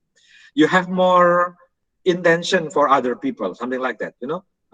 Semakin orang usianya tinggi, semakin orang punya pengalaman hidup, semakin orang itu punya pengalaman pengen melayani orang lain. Tante Swan, please, mari Tante Swan. Tante Swan nggak pernah ngomong, coba deh. Tante Swan ini semakin berkurang atau enggak nih, anunya nih, keinginannya nih. Di mana Tante Swan nih? Nggak kelihatan. Halo Romo. Dengar suara saya? Dengar dengan jelas sekali. Saya mendengarkan aja, tapi saya kadang-kadang bisa ketawa sendiri. Lain ya Romo, sewaktu saya bekerja, itu saya harus juggling between the work and the home, right? Oke. Sekarang saya sudah retired, challenge saya tuh banyak. Bukan kemauan saya, nomor satu kemauan saya itu untuk apa yang saya bisa kerjakan tanpa memberatkan si Om. Oke. Yang dulu saya tidak terpikirkan perbuatan itu. Right? Dan memang betul untuk saya sendiri kurang, tapi untuk lainnya, untuk keluarga, untuk cucu, untuk anak, untuk lingkungan gereja lebih banyak. Gitu ya, semakin begitu ya. Ya, berdoa. Terutama berdoa ya, baik sekali. Tolong kamu doakan saya yang berdosa ini ya. Supaya Romo bisa makan di kopi kelotok ya. Terima kasih Tante Swan atas sharingnya. Kembali. Baik, sekarang yang muda. Malah ya, Calvin ada enggak Calvin? Calvin mana nih Calvin? Kayaknya ada deh tadi Calvin. Menurut kamu anak muda nih, orang-orang muda yang ada di sini ikut kelompok kita. Apakah keinginan kalian itu semakin banyak dan bisa dikelola atau kurang bisa mengelola keinginan? Mana nih orangnya nih? Mari dong sharing. Iya Romo. Saya sebenarnya mau dengerin aja sih. Pengalaman dari yang lebih senior gitu. Gimana ya, sudah semakin senior. Kalau saya dari umur sekarang 25 itu keinginannya masih banyak gitu Romo, masih banyak yang masih belum banyak kan. setuju. Iya, tapi kebanyakan itu sih materi ya.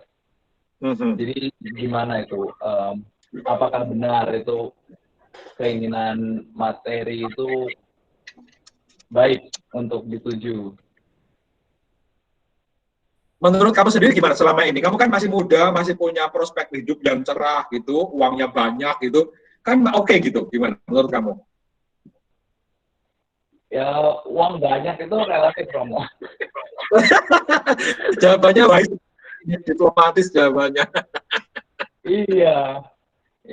Jadi, ya trying to balance out antara keinginan materi sama keinginan mendekatkan diri kepada Tuhan juga.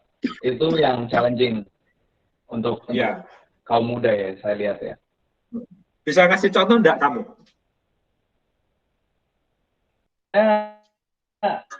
Kalau dihadapkan dengan urusan pembagi Kal, suara kamu Kal, suara kamu on and off, coba OMK gitu atau suaranya hilang ya. Kenapa ini? Iya, suaranya on and off, Kal. Is it good? Coba tes lagi. Wah. Ya, oke. Halo? Oke, coba. Is it good? Ya.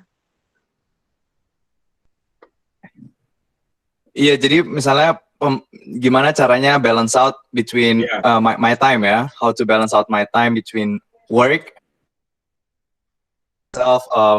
going to church. Iya, Tante Maya. Iya, suara kamu on and off. Is it on the bad cell side or something? No? Romo bisa dengar jelas nggak, Romo? Saya dengar kamu kayak how to balance life between church and work itu kan, itu keinginannya. Iya. Ya, saya kira orang muda punya banyak tantangan dalam soal itu ya. Bagaimana orang muda itu punya keinginan banyak, tetapi juga ada dalam hasrat mereka keinginan untuk tetap bisa berbagi pada sesama. Ya contohnya orang seusia Calvin inilah, 25 sampai 40 tahun itu orang punya keinginan besar untuk yang namanya actualization, dia orang mengaktualisasi diri. Tetapi juga semakin nanti berusia, semakin orang punya pengalaman banyak, orang diajak juga semakin bisa membagi untuk orang lain. Tapi saya kira tantangannya semakin lama semakin besar, semakin butuh yang namanya eksamen tadi. Itu yang mau saya katakan. Terima kasih Calvin ya atas sharingnya. Yeah, thank you. Mari siapa lagi nih mau sharing nih? Tante Hani, lama nggak dengar suaranya, please.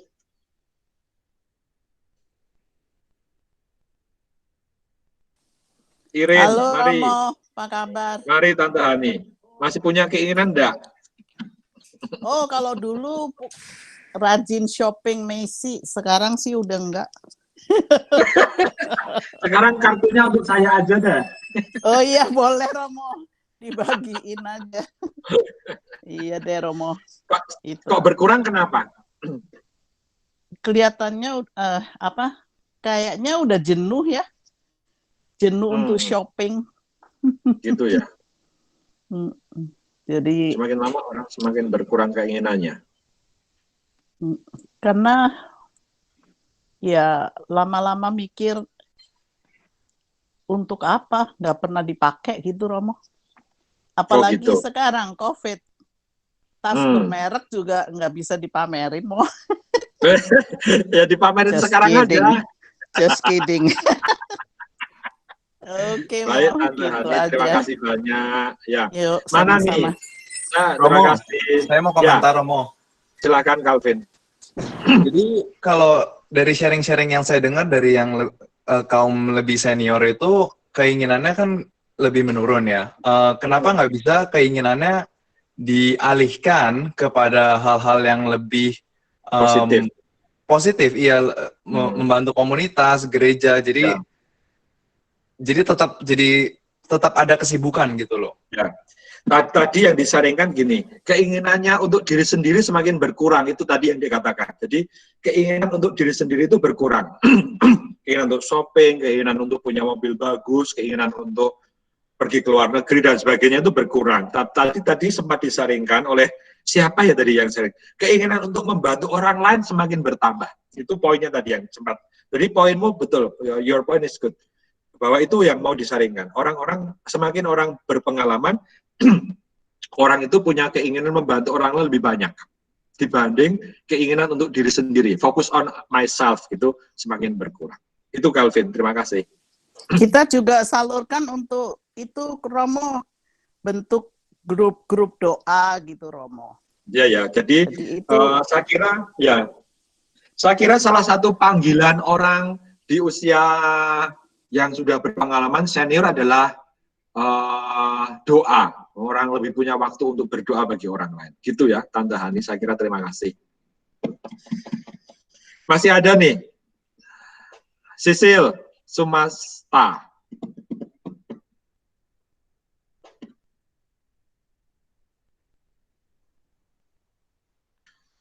Mari, mana yang mau masuk lagi? Iya, mana nih, Sisil? Romo, ya Romo, saya bilang Gimana, kalau Sil? semakin tua keinginan mungkin tambah banyak ya karena makin banyak pengalaman. Oh gitu ya, kamu tambah banyak. Masalahnya kesehatan yang tidak memungkinkan. Contohnya? Kesehatan yang terbatas. Jadi kepengen kita mau keluar negeri ke sini tapi kaki udah nggak kuat. Oh, terus gitu. ada keterbatasan dalam segi fisik. Tapi volunteer diperbanyak. Itu yang pengalaman saya. Ya, jadi semakin banyak waktu untuk orang lain, tapi karena keterbatasan fisik lalu berkurang gitu ya keinginannya. Ya, materi mungkin agak berkurang ya, karena kita mesti mikir, oh sekarang sudah retire, udah nggak kerja, jadi mesti mikir juga gitu loh ke depannya. Ya. Terima kasih. Sama-sama. Bagus ya, Mo, kedengarannya volunteer harus, ini WKICU open, very open for all volunteers. Ya, mari silahkan nih, ada Romo. Mari Om. Iya, saya ada bertanya tentang ini, Alkitab. Saya sudah membaca perjanjian baru 2 kali, sekarang saya membaca perjanjian lama. Itu bedanya itu jauh sekali tuh Romo. Iya, perjanjian lama tuh seperti yang Romo tadi bilang, itu urusannya perang, yang tidak baik begitu. Ya, Jadi banyak peperangan, banyak pembunuhan gitu ya. ya, jadi saya itu mau bacanya itu agak males-males. Saya baca itu udah lama, mau 500 halaman udah. Jadi sekarang saya jadi mulai males-males. Semuanya rata-rata tuh setiap itu tuh ceritanya begitu terus, Romo. Iya. Jadi Ya, jauh terima sekali kasih. Ya, betul Om. Perjanjian lama lebih berat membacanya karena itu kisah-kisah orang Israel yang mau masuk tanah terjanji lalu harus perang dengan bangsa-bangsa lain. Iya. Mungkin baik kalau Om mulai membaca pada kisah-kisah nabi-nabi, misalnya nabi-nabi Yesaya, Yeremia, itu contoh kisahnya baik-baik. Di situ saja. Masuk ke tempat kenabian itu lebih baik Om. Jadi bagian awal-awal yang perang-perang dikurangi. Iya. Begitu ya Om ya. Iya, tapi saya mau tahu kan dari awal sampai akhir bagaimana tuh ceritanya gitu. Betul, bisa begitu. Ya, jadi saya memang mau masih terus meskipun lambat, lebih lambat dari saya baca Perjanjian Baru, tapi saya harus habisin. Saya mau tahu sampai habisnya itu bagaimana gitu. Ya, mudah-mudahan Tuhan memberikan waktu untuk saya untuk membaca nih. Enggak malas-malas. Punya waktu banyak. Ya. Ya, terima kasih Romo. Terima kasih. Ya Romo, ada yang pertanyaan itu ya dari Jana Kwa. Ya, pertanyaannya begini dari Jenakwa. Kalau keinginan untuk memiliki apa yang dipunyai tetangga atau teman memicu kita untuk bekerja keras secara positif, mestinya boleh kan Romo? Sangat boleh. Nah, tetapi jangan misalnya, itu istrinya tetanggaku kok cantik amat, aku pengen juga punya istri yang begitu, lalu cari ya nggak apa-apa, nggak boleh aja. Tapi ya tadi asal dengan tidak melanggar hak orang lain, tidak mencuri, bersikap adil gitu ya. Itu yang mau di poinnya ke sini. Terima kasih pertanyaannya yang baik dari Jenakwa. Saya sudah jawab lewat email juga, lewat chat di sini. Terima kasih. Ya Romo, tadi lupa bilangin Romo Hadi ada misa dengan murid-muridnya, tapi sudah selesai dan kemungkinan akan joining juga dengan kita. Silakan. Jadi Romo, kita tunggu Romo Hadi. Kalau ada yang susah-susah boleh dikasih Romo Hadi pertanyaannya, Romo. Oke, silakan. Yang mau bertanya, berbagi silakan. Ya. Dan juga ini perintah yang nomor 9. Jadi saya kira minggu depan program summer kita selesai ya. Iya, minggu depan terakhir dengan Romo Hendry, cover session 10 ya. Ya, itu yang terakhir untuk 10 perintah Allah. Yeah. Jadi Romo, kalau tadi dengerin yang sharing ya Romo, itu aku cuma ngelihat situasi di sini. Kebanyakan orang di sini by culture itu diajarin untuk I, myself, and me. Yeah. Bagaimana hubungannya dengan perintah ke-9 ini, Romo? Kelihatannya sangat erat ya. Cuman bagus sekali Romo bawanya orang. I don't think people realize that it's connected. Mungkin Romo bisa lebih fokusin ke situ ya, dengan culture yang I, myself, and me only. Ya, jadi memang dalam hidup orang Amerika yang sangat orang berfokus pada diri sendiri gitu ya. Orang fokusnya, Amerika kan sangat orang fokus pada diri sendiri asal aku tidak mengganggu orang lain. Itu kan fokusnya begitu. Tetapi bacaan perintah Allah ke-9 dan 10 ini mengajak orang untuk lebih dari sekedar itu. You have to like cross the border of yourself gitu ya. Orang diajari untuk tidak hanya berfokus pada diri sendiri, lebih daripada itu, tapi orang berfokus pada hidupnya, pada community, pada orang lain, pada keinginan untuk berbagi. Sehingga perintah ke-10 nanti menjadi poinnya di sana. Nah, nih lihat nih, Romo sopir sudah muncul di sana nih, sudah wajahnya sudah berbinar-binar dia ada di sana. Selamat datang Romo. Maaf, baru selesai misa. Misa hari Minggu ya? Iya, jam 8 malam. Oh, baik. Berapa orang yang ikut? Ini baru pertama kali, jadi hanya 7 orang. Oh, sedikit sekali. Karena COVID-19 dan juga mahasiswanya baru kembali selama seminggu ini, jadi memang baru. Kemarin di seminari saya itu tugas misa untuk anak kelas 1.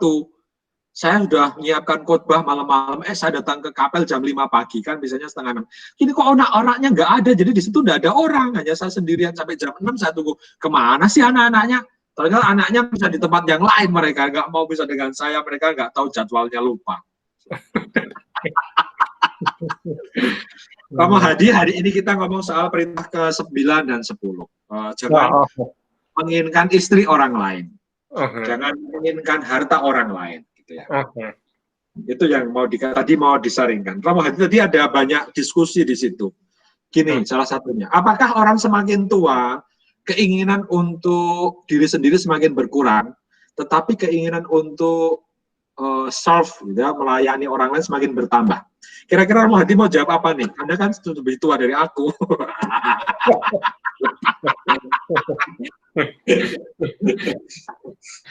Ya susah sih, karena dari dua-duanya ada contohnya sih. Memang sebagian ya orang yang pensiun itu saya tahu ini keinginannya lebih mendalam untuk bisa melayani ya. Jadi di Amerika ini di kalangan Yesuit ada yang disebutnya Ignatian Volunteer Corps, dan itu untuk orang-orang yang udah pensiun dan mereka nggak tertarik untuk menjadi lebih kaya atau apa, mereka sudah cukup adanya gitu, dan mereka banyak yang terlibat untuk bisa melayani lalu refleksi gitu dengan rohani. Iya, jadi memang ada tanda-tanda ke arah situ.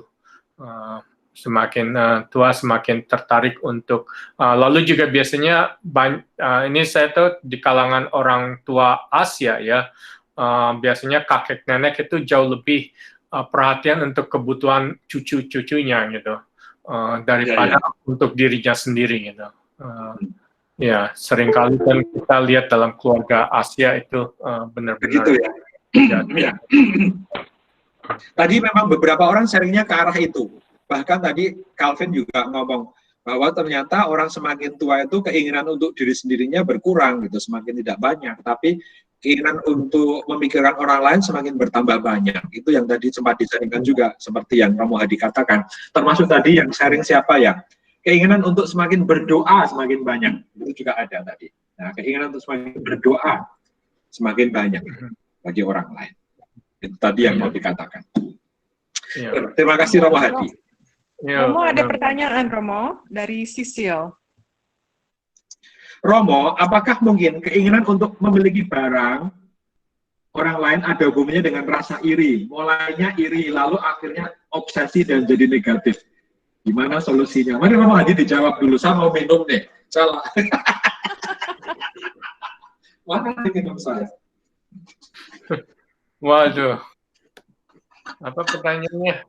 Menginginkan hubungan dengan rasa iri. Ya terus terang susah dibilang sumbernya, makanya kebiasaan untuk berefleksi itu penting ya. Lalu dari refleksi, oke, kenapa saya ingin memiliki sesuatu yang orang lain miliki, tapi kalau sudah kebiasaan merefleksi, lalu mencari akarnya itu di mana. Kalau ternyata karena akarnya mungkin hal-hal yang lain lagi. Ada mungkin untuk karena sebetulnya saya ingin menginginkan sesuatu buat anak saya, contohnya, dan itu sebetulnya ada unsur murah hati ya. Jadi lalu apakah itu harus perhatiannya ke arah situ gitu. Jadi memang iri hati salah satu akar yang saya rasa saya yakin menjadi salah satu sebab dari keinginan untuk memiliki barang atau orang lain. Gitu. Tapi kebiasaan refleksi bisa membuka lebih dalam apa motivasinya. Ya, tadi saya sudah ngomong gitu Romo Hadi, kemampuan untuk eksamen gitu ya, melatih perasaan, melatih keinginan, misalnya Sil suatu saat lihat tuh, Romo Gade itu kok punya mobil bagus banget sih gitu ya, mengendarai mobil bagus sekali, padahal mobilnya Om Julius itu, terus oh nanti aku saingin gitu ya. Lalu orang berefleksi, kenapa sih saya pengen barang? Apakah saya merasa tersaingi, atau saya merasa iri, atau saya merasa aku punya uang untuk ngapain, uangnya nggak bisa dipakai apa-apa gitu kan. Orang bisa meneliti bisa mencari yang namanya motivasinya apa, mengapa pengen punya barang seperti itu. Itu membantu kita untuk sadar betul. Sebenarnya kita itu digerakkan oleh apa dalam hidup ini. Itu ya, Sil. Semoga menjawab pertanyaannya. Iya, Romo, saya mau nambahin ini dan mengingatkan kalau yang belum tahu kan Romo tadi sudah bilang apa pemurnian batin ya. Kepada peserta teman-teman yang apa maksudnya belum tahu atau nggak connect seperti yang Romo Gali bilang, WKICU punya video dari Romo Hadi. Kalau yang belum kenal Romo Hadi pun sudah memberikan pelajarannya untuk eksamen batin. Itu bisa melihat pelajarannya di WKICU YouTube channel. Kalau perlu detail lebih lanjut, boleh ditanyakan ke wkicubible@gmail.com ya. Ya, Terima kasih. Terima kasih, Mbak Ayu. Romo, aku mau bertanya lagi nih, Liliana. Silakan. Saya pernah tidak sengaja melihat seorang suami menepok pantat istri orang lain. Lalu saya menegurnya, hei kalian tidak boleh begitu berdosa. Terus orangnya bilang, yang ditepok aja nggak bilang apa-apa, kok kamu usil bilang begitu. Siapa kamu katanya? Sebenarnya itu orang berdosa nggak mau? Romo Hadi berdosa enggak tuh?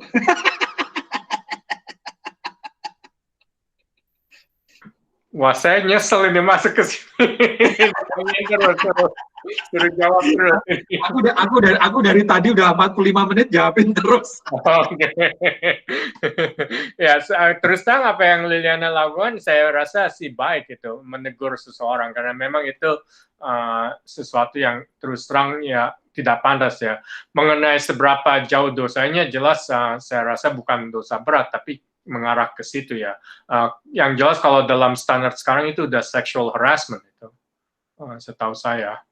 Jadi dan memang kadang-kadang orang yang ditepok itu mungkin nggak mengatakan apapun juga karena ini ya. Ini salah satu yang disebut differential of power.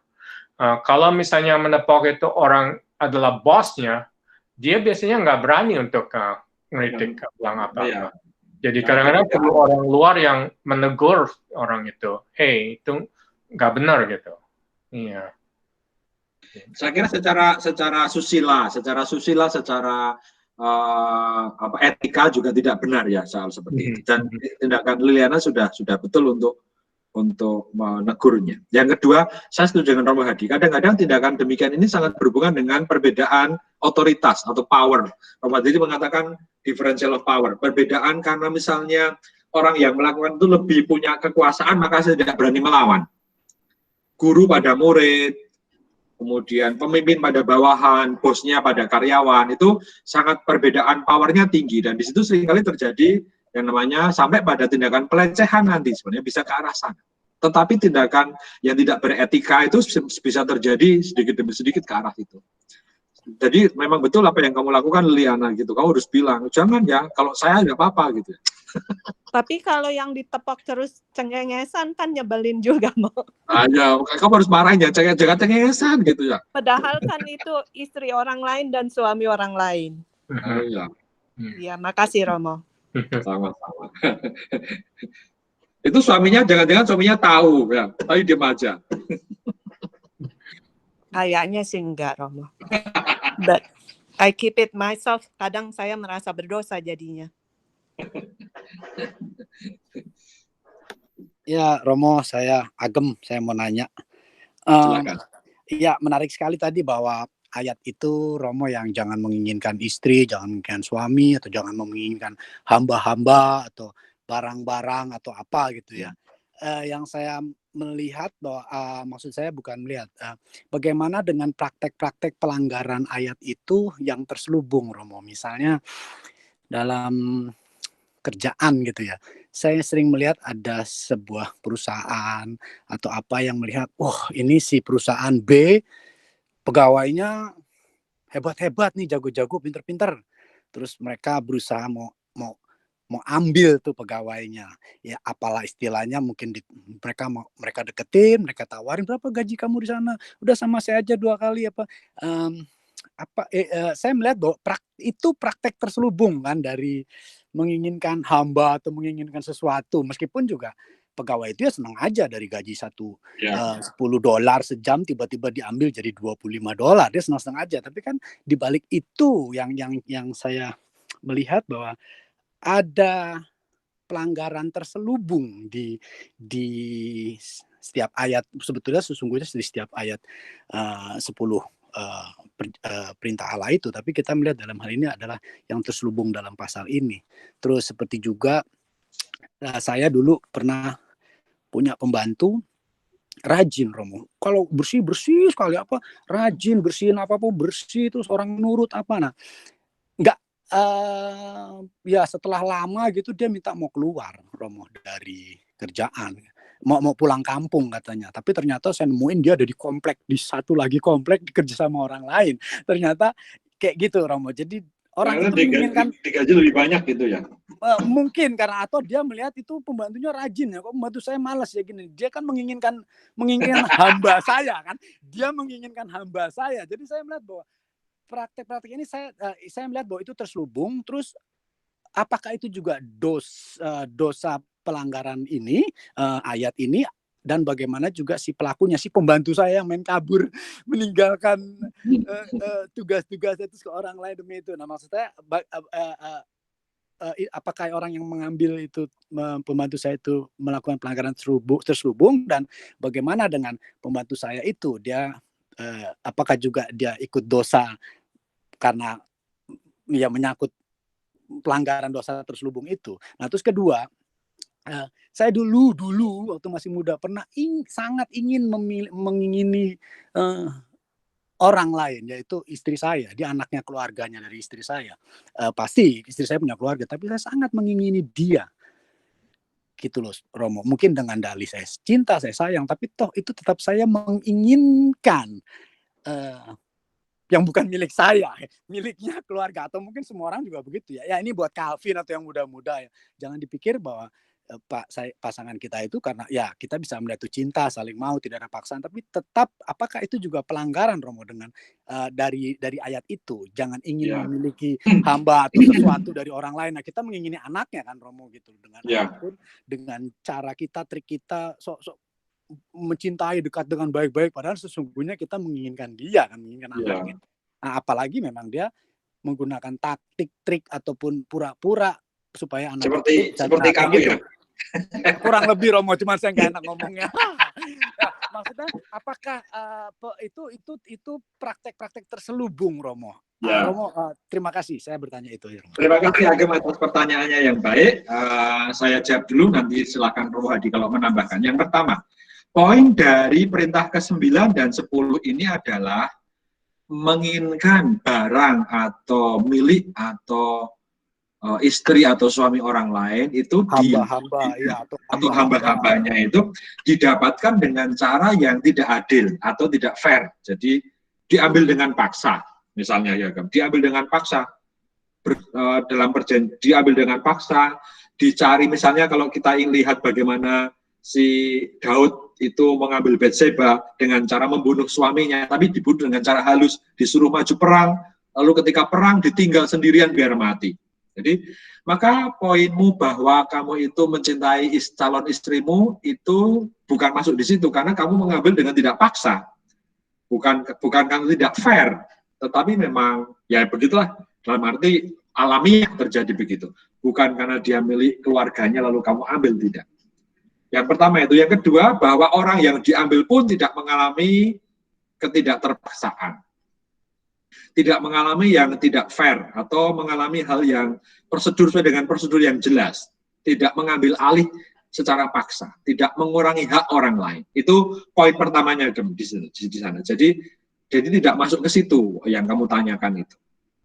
Yang kedua, apakah kalau orang misalnya secara terselubung, karena aku pengen pegawainya itu pindah ke tempatku, aku menggaji lebih banyak. Apakah itu terselubung, ataukah itu salah satu contoh bagaimana berkompetisi? Saya kira ini juga ada unsur kompetisinya. Tidak termasuk dalam bagian mengambil dengan tidak fair, mengambil dengan tidak halal. Jadi yang dibedakan, poin yang mau dicapai di sini adalah mengambil dengan cara terpaksa atau memaksa. Yang kedua, yang dipaksa pun juga merasa terpaksa atau mengikuti karena ketakutan. Itu poin pertamanya. Romo Hadi mau nambahkan dulu sebelum saya tambahkan, nanti baru saya tambahkan lagi. Apakah istirahat dulu, dengarkan aja dulu. itu jadi yang pertama itu. Poinnya adalah bahwa yang diambil itu tidak terpaksa. Yang kedua, barang atau orang yang diambil pun tidak mengalami keterpaksaan. Meskipun dia nanti ada unsur keterpaksaannya, ya bagaimana? Menjawab nggak poinnya? Iya, menjawab. Cuma kadang kan juga yang Romo tadi hampir katakan bahwa kadang ada terpaksanya gitu kan. Maksudnya ya dia nggak setuju misalnya nih. Kayak saya kalau tahu pegawai saya diambil ya saya tidak setuju, Romo. Pasti saya tidak rela kan, tidak mau gitu kan. Atau misalnya anak saya diambil, ya saya pasti nggak setuju gitu. Apalagi saya tidak setuju dengan orang yang ngambil itu gitu kan. Orang yang mau pacaran kayak gitu pasti ada ujungnya itu. Tapi Romo sudah menjelaskan bahwa ini tidak ini karena itu kalau tidak setuju dalam hal ini atau tidak rela dalam hal ini urusan lain, Romo, bukan dalam pelanggaran terselubung ayat itu ya, Romo ya. Bukan. Ya, betul. Jadi poinnya soal bagaimana saya mengambil milik orang lain dengan tidak jujur, dengan tidak benar, dengan cara-cara yang tidak halal. Poinnya di sana ya. Baik. Jadi kalau kamu ngambil istrimu, calon istrimu, tapi kamu melamar, itu kan caranya benar. Kamu kan kemarin melamar, sempat melamar istrimu enggak? Atau kamu ajak lari? Kalau tidak disetujuin, tidak macam-macam kan saya sama aja membawa kabur, dalam artian melarikan kan itu kan jadi orang kan juga wah nih bawa kabur anaknya banyak, Romo, yang nggak disetujui sama orang tuanya kali dibawa kabur, anaknya dibawa kabur misalnya gitu loh. Ayo betul, kabur ke Amerika ya. Nah ya itu maksudnya masuk ke kategori itu atau tidak ya, Romo, kalau dalam hal ini tidak ya. Terus begitu juga pegawai ya, Romo ya, misalnya pegawai diambil meskipun saya kesal karena pembantu saya diambil, dia rajin kok akhirnya diambil sama orang, kok saya marah, kesel, nggak rela. Tapi kalau ngambilnya fair, dia ditawari gaji lebih baik, itu kan berarti ada sisi kompetisinya toh. Jadi kalau dalam sisi kompetisi itu bisa melewati itu sah aja, tidak masuk dalam kategori itu. Tidak masuk dalam kategori dia mengambil atau mencuri. Jadi bukan kejahatan pelanggaran ayat itu terselubung, bukan. Oke, ya, terima kasih, Romo. Saya mau tahu. Ya. Terima kasih. Romo, itu ada pertanyaan ya, Romo, dari Theo. Kalau apa itu pertanyaannya? Kalau gitu. Jadi tadi sempat dibahas sebentar sama Agem ya. Kalau umpamanya kasus orang satu suka dengan lain sama yang lain tapi nggak ada restu terus kawin lari gitu.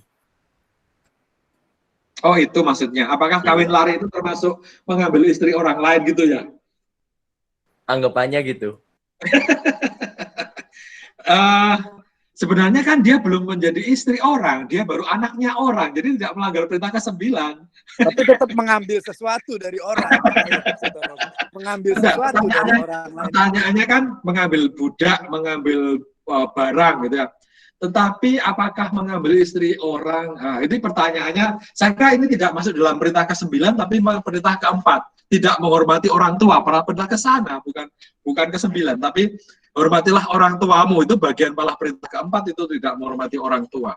Hanya masalahnya kalau di Amerika kan, kalau orang sudah berusia lebih dari 18, orang berhak itu mau nikah dengan siapa saja tanpa restu orang tua, kan gitu ya. Nah, tapi soalnya di dalam budaya Asia, dalam budaya kitab suci, mereka sangat-sangat menghormati leluhur sebagai bagian dari pewaris iman. Leluhur sebagai orang wakil Allah yang dihormati. Ya, itu dalam tradisi kitab suci. Sehingga perintah ke-4 menjadi sangat berbicara di sana. Tetapi tidak melanggar perintah ke-9. Sorry Mo, jadi lanjut nih Mo. Kalau misalnya pertamanya nggak di blessing, jadi orang tua nggak setuju, terus mereka kawin lari, terus mereka punya, maksudnya akhirnya mereka hidupnya enak, maksudnya bagus gitu, dan orang tua itu bisa menerima apa itu mereka tetap dianggap Lalu ya soalnya selesai, soalnya lalu kan ya sudah orang tua sudah nerima kok, nggak apa-apa, is okay gitu kan. Kalau sampai Makanya enggak, hanya poinnya ketika dia pergi itu lalu ada relasi yang tidak baik dengan orang tua, entah relasinya menjadi kacau, entah karena konflik dengan orang tua karena orang tuanya tidak setuju gitu ya. Orang di daerah Jawa sini masih sangat punya perhatian pada soal itu, soal relasi dengan orang tua yang dijaga. Mungkin orang dengan budaya Amerika, budaya Eropa, budaya Barat agak tidak memperhatikan hal demikian. Tapi orang Asia masih sangat perhatian pada soal-soal seperti ini. Terima kasih. Ya, kalau Romo Hadi apakah dulu tidak setuju Romo Hadi ketika mau jadi Romo, lalu lari ke Amerika? Ya, kalau larinya masuk biara, karena seperti tante saya yang banyak kenal itu kan Suster Francisco, waktu dia masuk Ursulin, oleh bapaknya, oleh opa saya, tidak disetujui kan. Dan kan dia termasuk diasingkan untuk beberapa tahun sampai akhirnya opa saya bisa menerimanya gitu. Jadi memang ya di Asia itu kadang-kadang bukan hanya urusan pernikahan saja, tapi juga yang mau masuk jadi imam atau masuk kehidupan religius kadang-kadang menghadapi tantangan seperti itu juga sih. Ya. Jadi akhirnya bukan ke arah perintah ke 9 atau 10, tapi lebih mengarah ke ini perintah keempat, bagaimana menanggapi panggilan Allah, tapi juga hormat kepada orang tua. Dan memang itu suatu tantangan. Beberapa pengalaman. Gimana? Silakan. Kalau misalnya ternyata si anak nih nurutin orang tua, dia nggak maksudnya oke, saya nggak kawin lari, dan dia ternyata terus mereka si anak ini nggak bisa menghilangkan kekecewaannya sampai akhirnya dia walaupun dia menikah sama orang lain yang sesuai dengan orang tua mau, dia akhirnya punya di dalam benaknya dia masih selalu merasa bukannya benci, jadi akhirnya kecewa sama orang tuanya karena dia masih selalu memikirkan yang pertama yang dia. Itu gimana, Mo? Itu lalu kembali itu soal konseling pada Romo Hadi, lalu harus konseling dengan Romo Hadi. Wah, saya juga bingung. Enggak, karena memang benar yang Jayan bilang itu, karena saya pernah kenal satu anak sekelas saya dari SMA. Sebenarnya dia ingin jadi pastor, tapi terus orang tuanya nggak setuju, akhirnya dia menikah. Lalu saya dengar dari om tante saya pernikahannya jadi berantakan, karena memang dalam benaknya itu benar-benar sebetulnya ya dia padahal orang Amerika, orang bule, jadi dia benar-benar mengambil perintah keempat itu secara serius, tapi ya akhirnya begitulah hidupnya. Terakhir saya dengar dari orang tua saya ini kehidupan keluarganya berantakan. Memang itu yang resikonya ya. Saya juga nggak tahu bagaimana memecahkannya itu. Tapi saya kira lalu perlu apa namanya konseling, perlu pendampingan yang lebih baik orang tuanya maupun anaknya, saya kira ya. Dari itu kan berarti mengorbankan sisi anaknya, tapi kan demi orang tua lalu sisi anaknya dikorbankan, kan kasihan sebenarnya. Kasihan dalam hal itu. Maka yang perlu konseling orang tuanya, saya kira, anaknya dalam hal ini. Begitu ya. Romo, Susilo lagi. Silakan Om. Ini kebenaran juga ada Romo Hadi. Jadi dulu waktu saya pernah bertanya sama Romo Hadi pertanyaan ini, tapi Romo Hadi bilang tanya ke Romo Gali, dia lebih pakar dalam hal ini. Dulu Romo Hadi kalau saya salah tolong dimaafkan. Dulu Romo Hadi waktu saya tanya mengenai pemeriksaan, apakah hubungannya antara pemeriksaan batin dengan aliran kebatinan yang marak di Pulau Jawa, misalnya di Sunda, ya, Sunda Wiwitan, atau kalau di Jawa Tengah, Kejawen. Nah itu arti kebatinannya itu sama atau berbeda? Romo Gali. Saya dulu. Kebatinan itu dalam orang Jawa berarti agama yang berpusat pada hidup batin, hidup hati. Ya, bagi orang Jawa nih, dunia itu adalah tercermin dari hati. makrokosmos dan mikrokosmos. Makrokosmos itu dunia yang besar, dunia alam semesta, dunia mikro, dunia hati atau batin orang. Nah, kita bisa menguasai dunia, bisa menguasai diri kalau kita menguasai batin kita masing-masing. Maka, pusat dari keagamaan kebatinan adalah orang itu berpusat pada hatinya. Dilihat hatinya ke arah mana, setiap hari memeriksa hati dengan cara apa? Dengan cara berpuasa. Senin Kemis, orang kakek saya itu masih dulu begitu. Setiap hari Senin dan Kemis hanya makan nasi putih. Nggak makan yang lain, hanya nasi putih. Itu namanya puasa putih. Lalu ke makam tiap hari Jumat malam, Jumat Kliwon ke makam.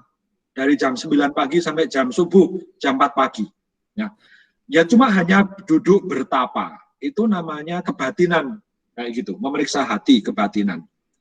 Dan apa yang terjadi dengan demikian itu membuat orang semakin yang namanya terasah batinnya, terasah hatinya, semakin peka pada gerakan-gerakan alam, gerakan-gerakan wahyu, sabda-sabda Tuhan lewat macam-macam. Itu bedanya.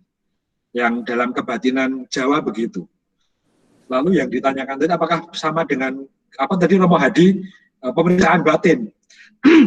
Pemeriksaan batin saya lebih tradisi Ignatius ya, lebih tradisi dari Ignatius Loyola, eksamen konsiensia, memeriksa gerakan hati yang berpusat pada hidup ilahi sama. Tetapi kalau orang Jawa lebih pada alam semesta itu berpusat pada hati kita. Itu orang Jawa begitu, Om. Kalau hati kita itu baik, itu hidup dunianya baik. Itu saya meyakini itu sebagai orang Jawa. Begitu, Om. Ya, terima kasih Romo, jadi jelas. Makanya hati saya buat baik terus, saya buat senang. Biar jadi Romo itu senang seperti Romo Hadi yang tertawa terus. Romo, ada pertanyaan. Ada pertanyaan, Romo. Apa nih pertanyaannya nih? Dari di teks ya. Dari Elisa. Romo Hadi, itu Romo Hadi. Terima kasih, bagus.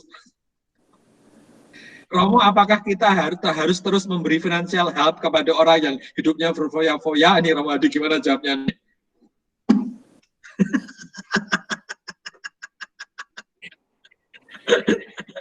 Ya, tergantung dari hati orang itu dong, gerakan batinnya. Kalau ya saya nggak bisa memerintah orang untuk terus memberikan financial help ke orang yang hidup foya-foya atau suruh stop ya. Tapi terus terang saya akan mengundang untuk mempertimbangkan kenapa mungkin ada baiknya stop, kenapa mungkin ada baiknya diteruskan. Karena memang itu tergantung konteksnya, tergantung situasinya. Saya tahu kalau di kehidupan contohnya dengan orang yang kecanduan dan alkohol, itu kita harus hati-hati untuk yang tidak menjadi apa disebutnya enabler ya. Jadi yang memberikan menyemangati mereka untuk terus-menerus mencandu pada alkohol gitu. Sama jadi urusan misalnya membantu keuangan, kalau kelihatannya ini malah membawa jalan yang lebih buruk pada orang itu berfoya-foya, mungkin ada baiknya cari jalan lain gitu. Terima kasih Romo. Jalan lainnya kayak apa ya, Mo? Kayaknya dia maunya uang. Kayaknya ribut. Maksudnya dianya bilang susah, depres, nggak ada uang, tapi cara hidupnya shopping, the latest this, the latest that. Kayak gitu, kita mau membantu tapi dia ngeluh, tapi kita melihat dia punya the latest iPhone, bla bla bla, all those things. Jadinya bingung, tapi dia depres gitu, Mo. Jadi kita mau ngebantu, apakah uang buat ke dokter? Iya, mungkin kalau bisa mengarahkan untuk ke counseling itu bisa lebih baik. Jadi gimana, apakah karena akar yang mungkin lebih dalam itu perlu diperiksa adalah depresinya ya. Jadi mungkin itu adalah salah satu akar yang perlu diperiksa lebih dalam, dan kadang-kadang kalau ternyata ada di situ, seringkali hal-hal yang lain itu terpecahkan, gitu. Ada menemukan solusinya. Ya, memang kalau bisa untuk mengundang orang itu, entah dengan counseling atau mencari jalan lain yang mengundang untuk bisa memeriksa dirinya gitu, termasuk yang motivasinya gitu, karena memang kadang-kadang ada hal lain yang membuat dia hidup seperti itu. Bener Romo. Romo, mau tanya ini ya. Halo, dengar suaranya nggak? Ya, silakan. Oh iya, ini kita mau tanya, kalau bagaimana caranya kita kan menyadarkan diri untuk hal-hal yang kita ingini itu, kan banyak hal-hal yang kita ingin itu agak ambigu tuh. Ya. Kayak suatu hal yang orang-orang lain juga sama-sama ingini gitu, entah itu karir, entah itu apa namanya, entah itu karir, entah itu achievement, entah itu jodoh, entah itu gimana gitu kan, selalu ada persaingan di antara barang yang kita ingini gitu. Bagaimana caranya kita untuk menyeimbangkan antara kompetisi untuk meraih apa yang kita inginkan, tapi at the same time kayak tidak terlalu menjerumuskan diri untuk gimana ya, kayak kalau kayak waktu kayak di Buddhism gitu, kayak lebih mengosongkan diri atau gimana gitu, kayak atau menyeimbangkan hidup gitu ya, menyeimbangkan hidup gitu. Iya, kan banyak hal kita kayak sway very hard to one direction and then move to the other gitu. Iya. Makasih.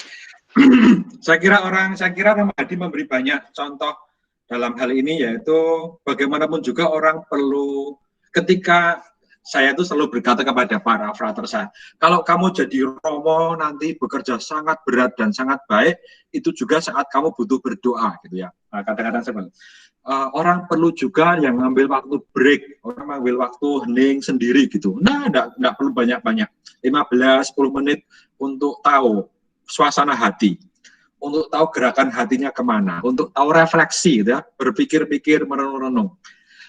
Keseimbangan hidup itu bisa diraih dengan cara yaitu tadi, orang masih menyediakan waktu untuk diri sendiri dan Tuhan di sela-sela waktu kita lah, 10 menit setiap hari, 5 menit bermenung pagi-pagi atau malam hari gitu. Itu membuat hidup lebih, saya kira tidak akan terlalu diburu-buru oleh keinginan untuk selalu berkompetisi.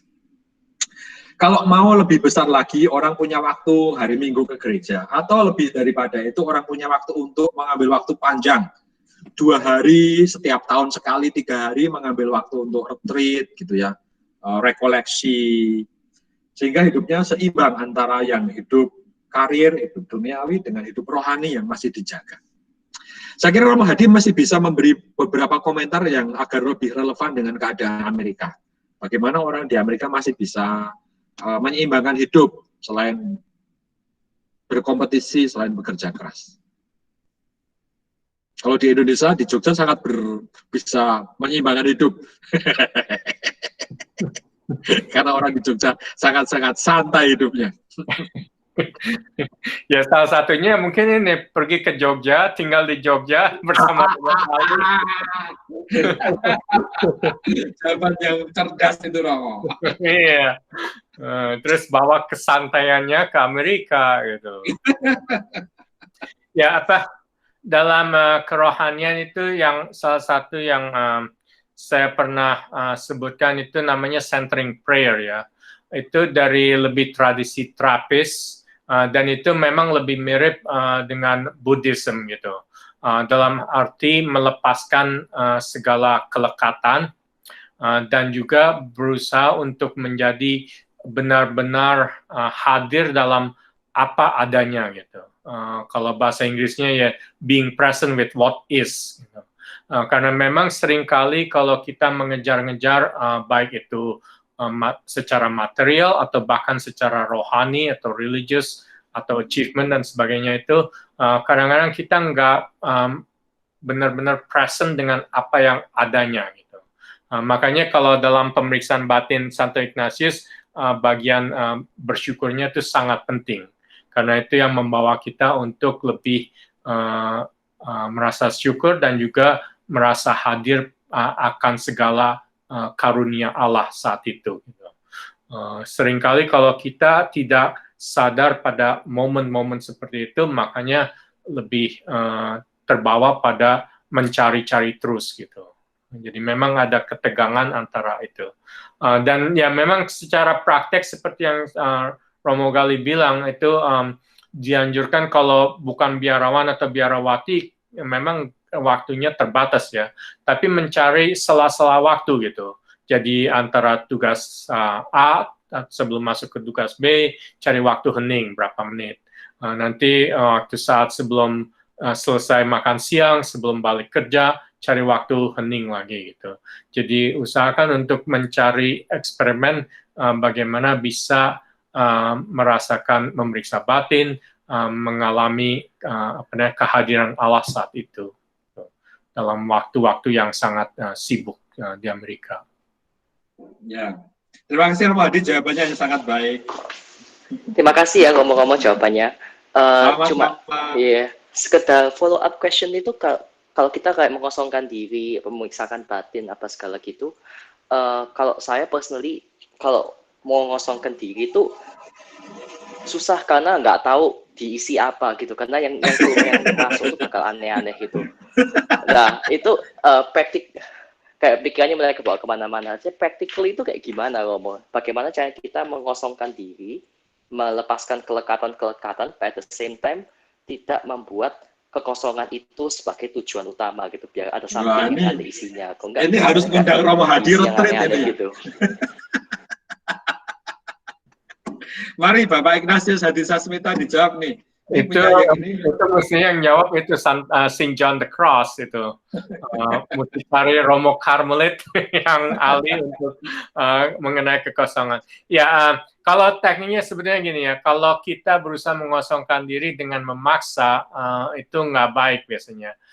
Sebetulnya lebih mengamati selama pemikiran kita atau perasaan kita itu akan secara alamiah akan muncul. Dan lewat. Selama itu muncul dan lewat, itu nggak jadi soal, itu nggak akan stop itu. Nah nanti yang kita mohon itu lalu kalau mulai melekat, misalnya terpikir sesuatu dan terus menerus dalam hening gitu memikirkan itu terus, nah itu ada berbagai cara untuk melepaskannya. Kalau yang saya tahu doa Yesus itu di Karmelit, yang menarik napas Y lalu membuang napas sus, jadi itu membantu mereka untuk melepaskan kelekatan-kelekatan seperti itu. Atau kalau cara terapis menggunakan suatu kata pendek seperti mantra gitu, hanya digunakan kalau ini supaya kembali kepada saat ini gitu. Enggak terus-terusan. Tapi pada dasarnya beriman bahwa kekosongan itu seperti yang Saint John the Cross selalu katakan itu akan diisi, kita percaya akan diisi oleh Allah saat itu.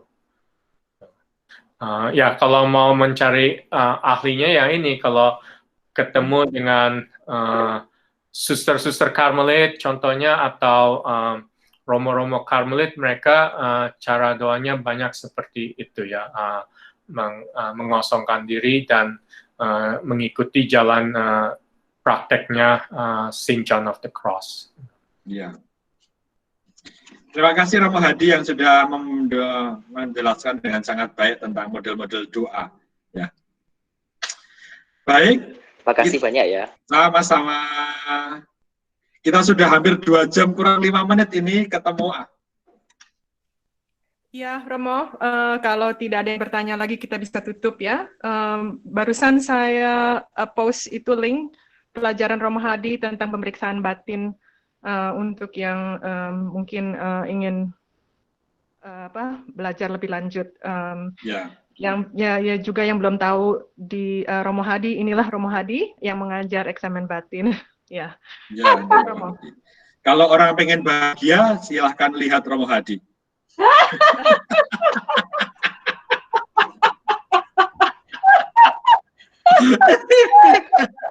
Kalau orang ingin bahagia, lihat Romo Hadi, wajahnya itu bahagia terus. Kalau orang ingin bersyukur, lihat saya. Kalau ingin ketawa terus, dengarkan Romo Gali. Dan kalau mau senang dengarkan ketawa, dengar ketawa Tante Swan. Senang.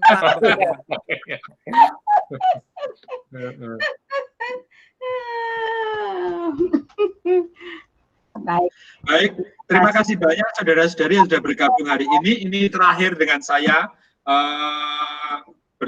Terima kasih banyak, saya 4 kali bertemu dengan Anda dalam pertemuan summer program ini. Terima kasih, saya berharap suatu saat ketemu lagi dalam kegiatan BKSCU yang lain. Terima kasih Romo Hadi ya, atas bantuannya selama ini.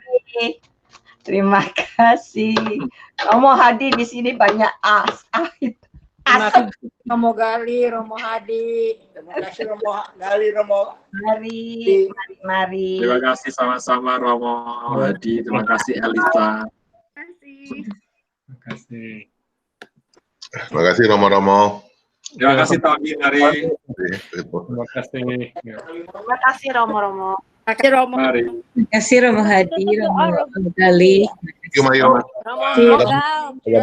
Thank you, Tony. Yo. Romo nggak dikasih tutup doa. Tutup doa, Mo. Oh iya, belum berdoa ya. Iya, Mo. Kebanyakan ketawa lupa doa.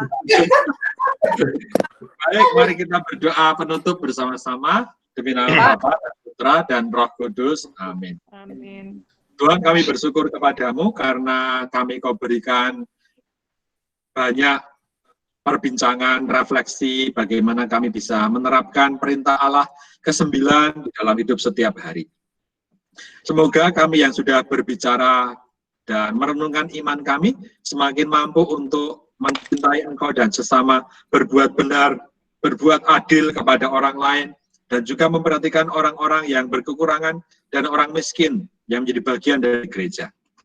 Semoga para saudara kami yang malam ini akan beristirahat, sungguh-sungguh bisa beristirahat dalam damai Tuhan, dilindungi dalam istirahat mereka, dan besok pagi dapat bangun lagi dengan gembira hati, memuji Engkau kini dan sepanjang masa. Amin. Amin. Tuhan sertamu dan sertamu juga. Semoga Anda semuanya diberkati oleh Allah yang Maha Kuasa, Bapa dan Putra dan Roh Kudus. Amin. Terima kasih. Terima kasih Romo. Terima kasih Romo. Terima kasih Romo. Terima kasih Mayo. Terima kasih semua. Terima kasih sama-sama. Terima kasih. Ini yang terakhir jadinya untuk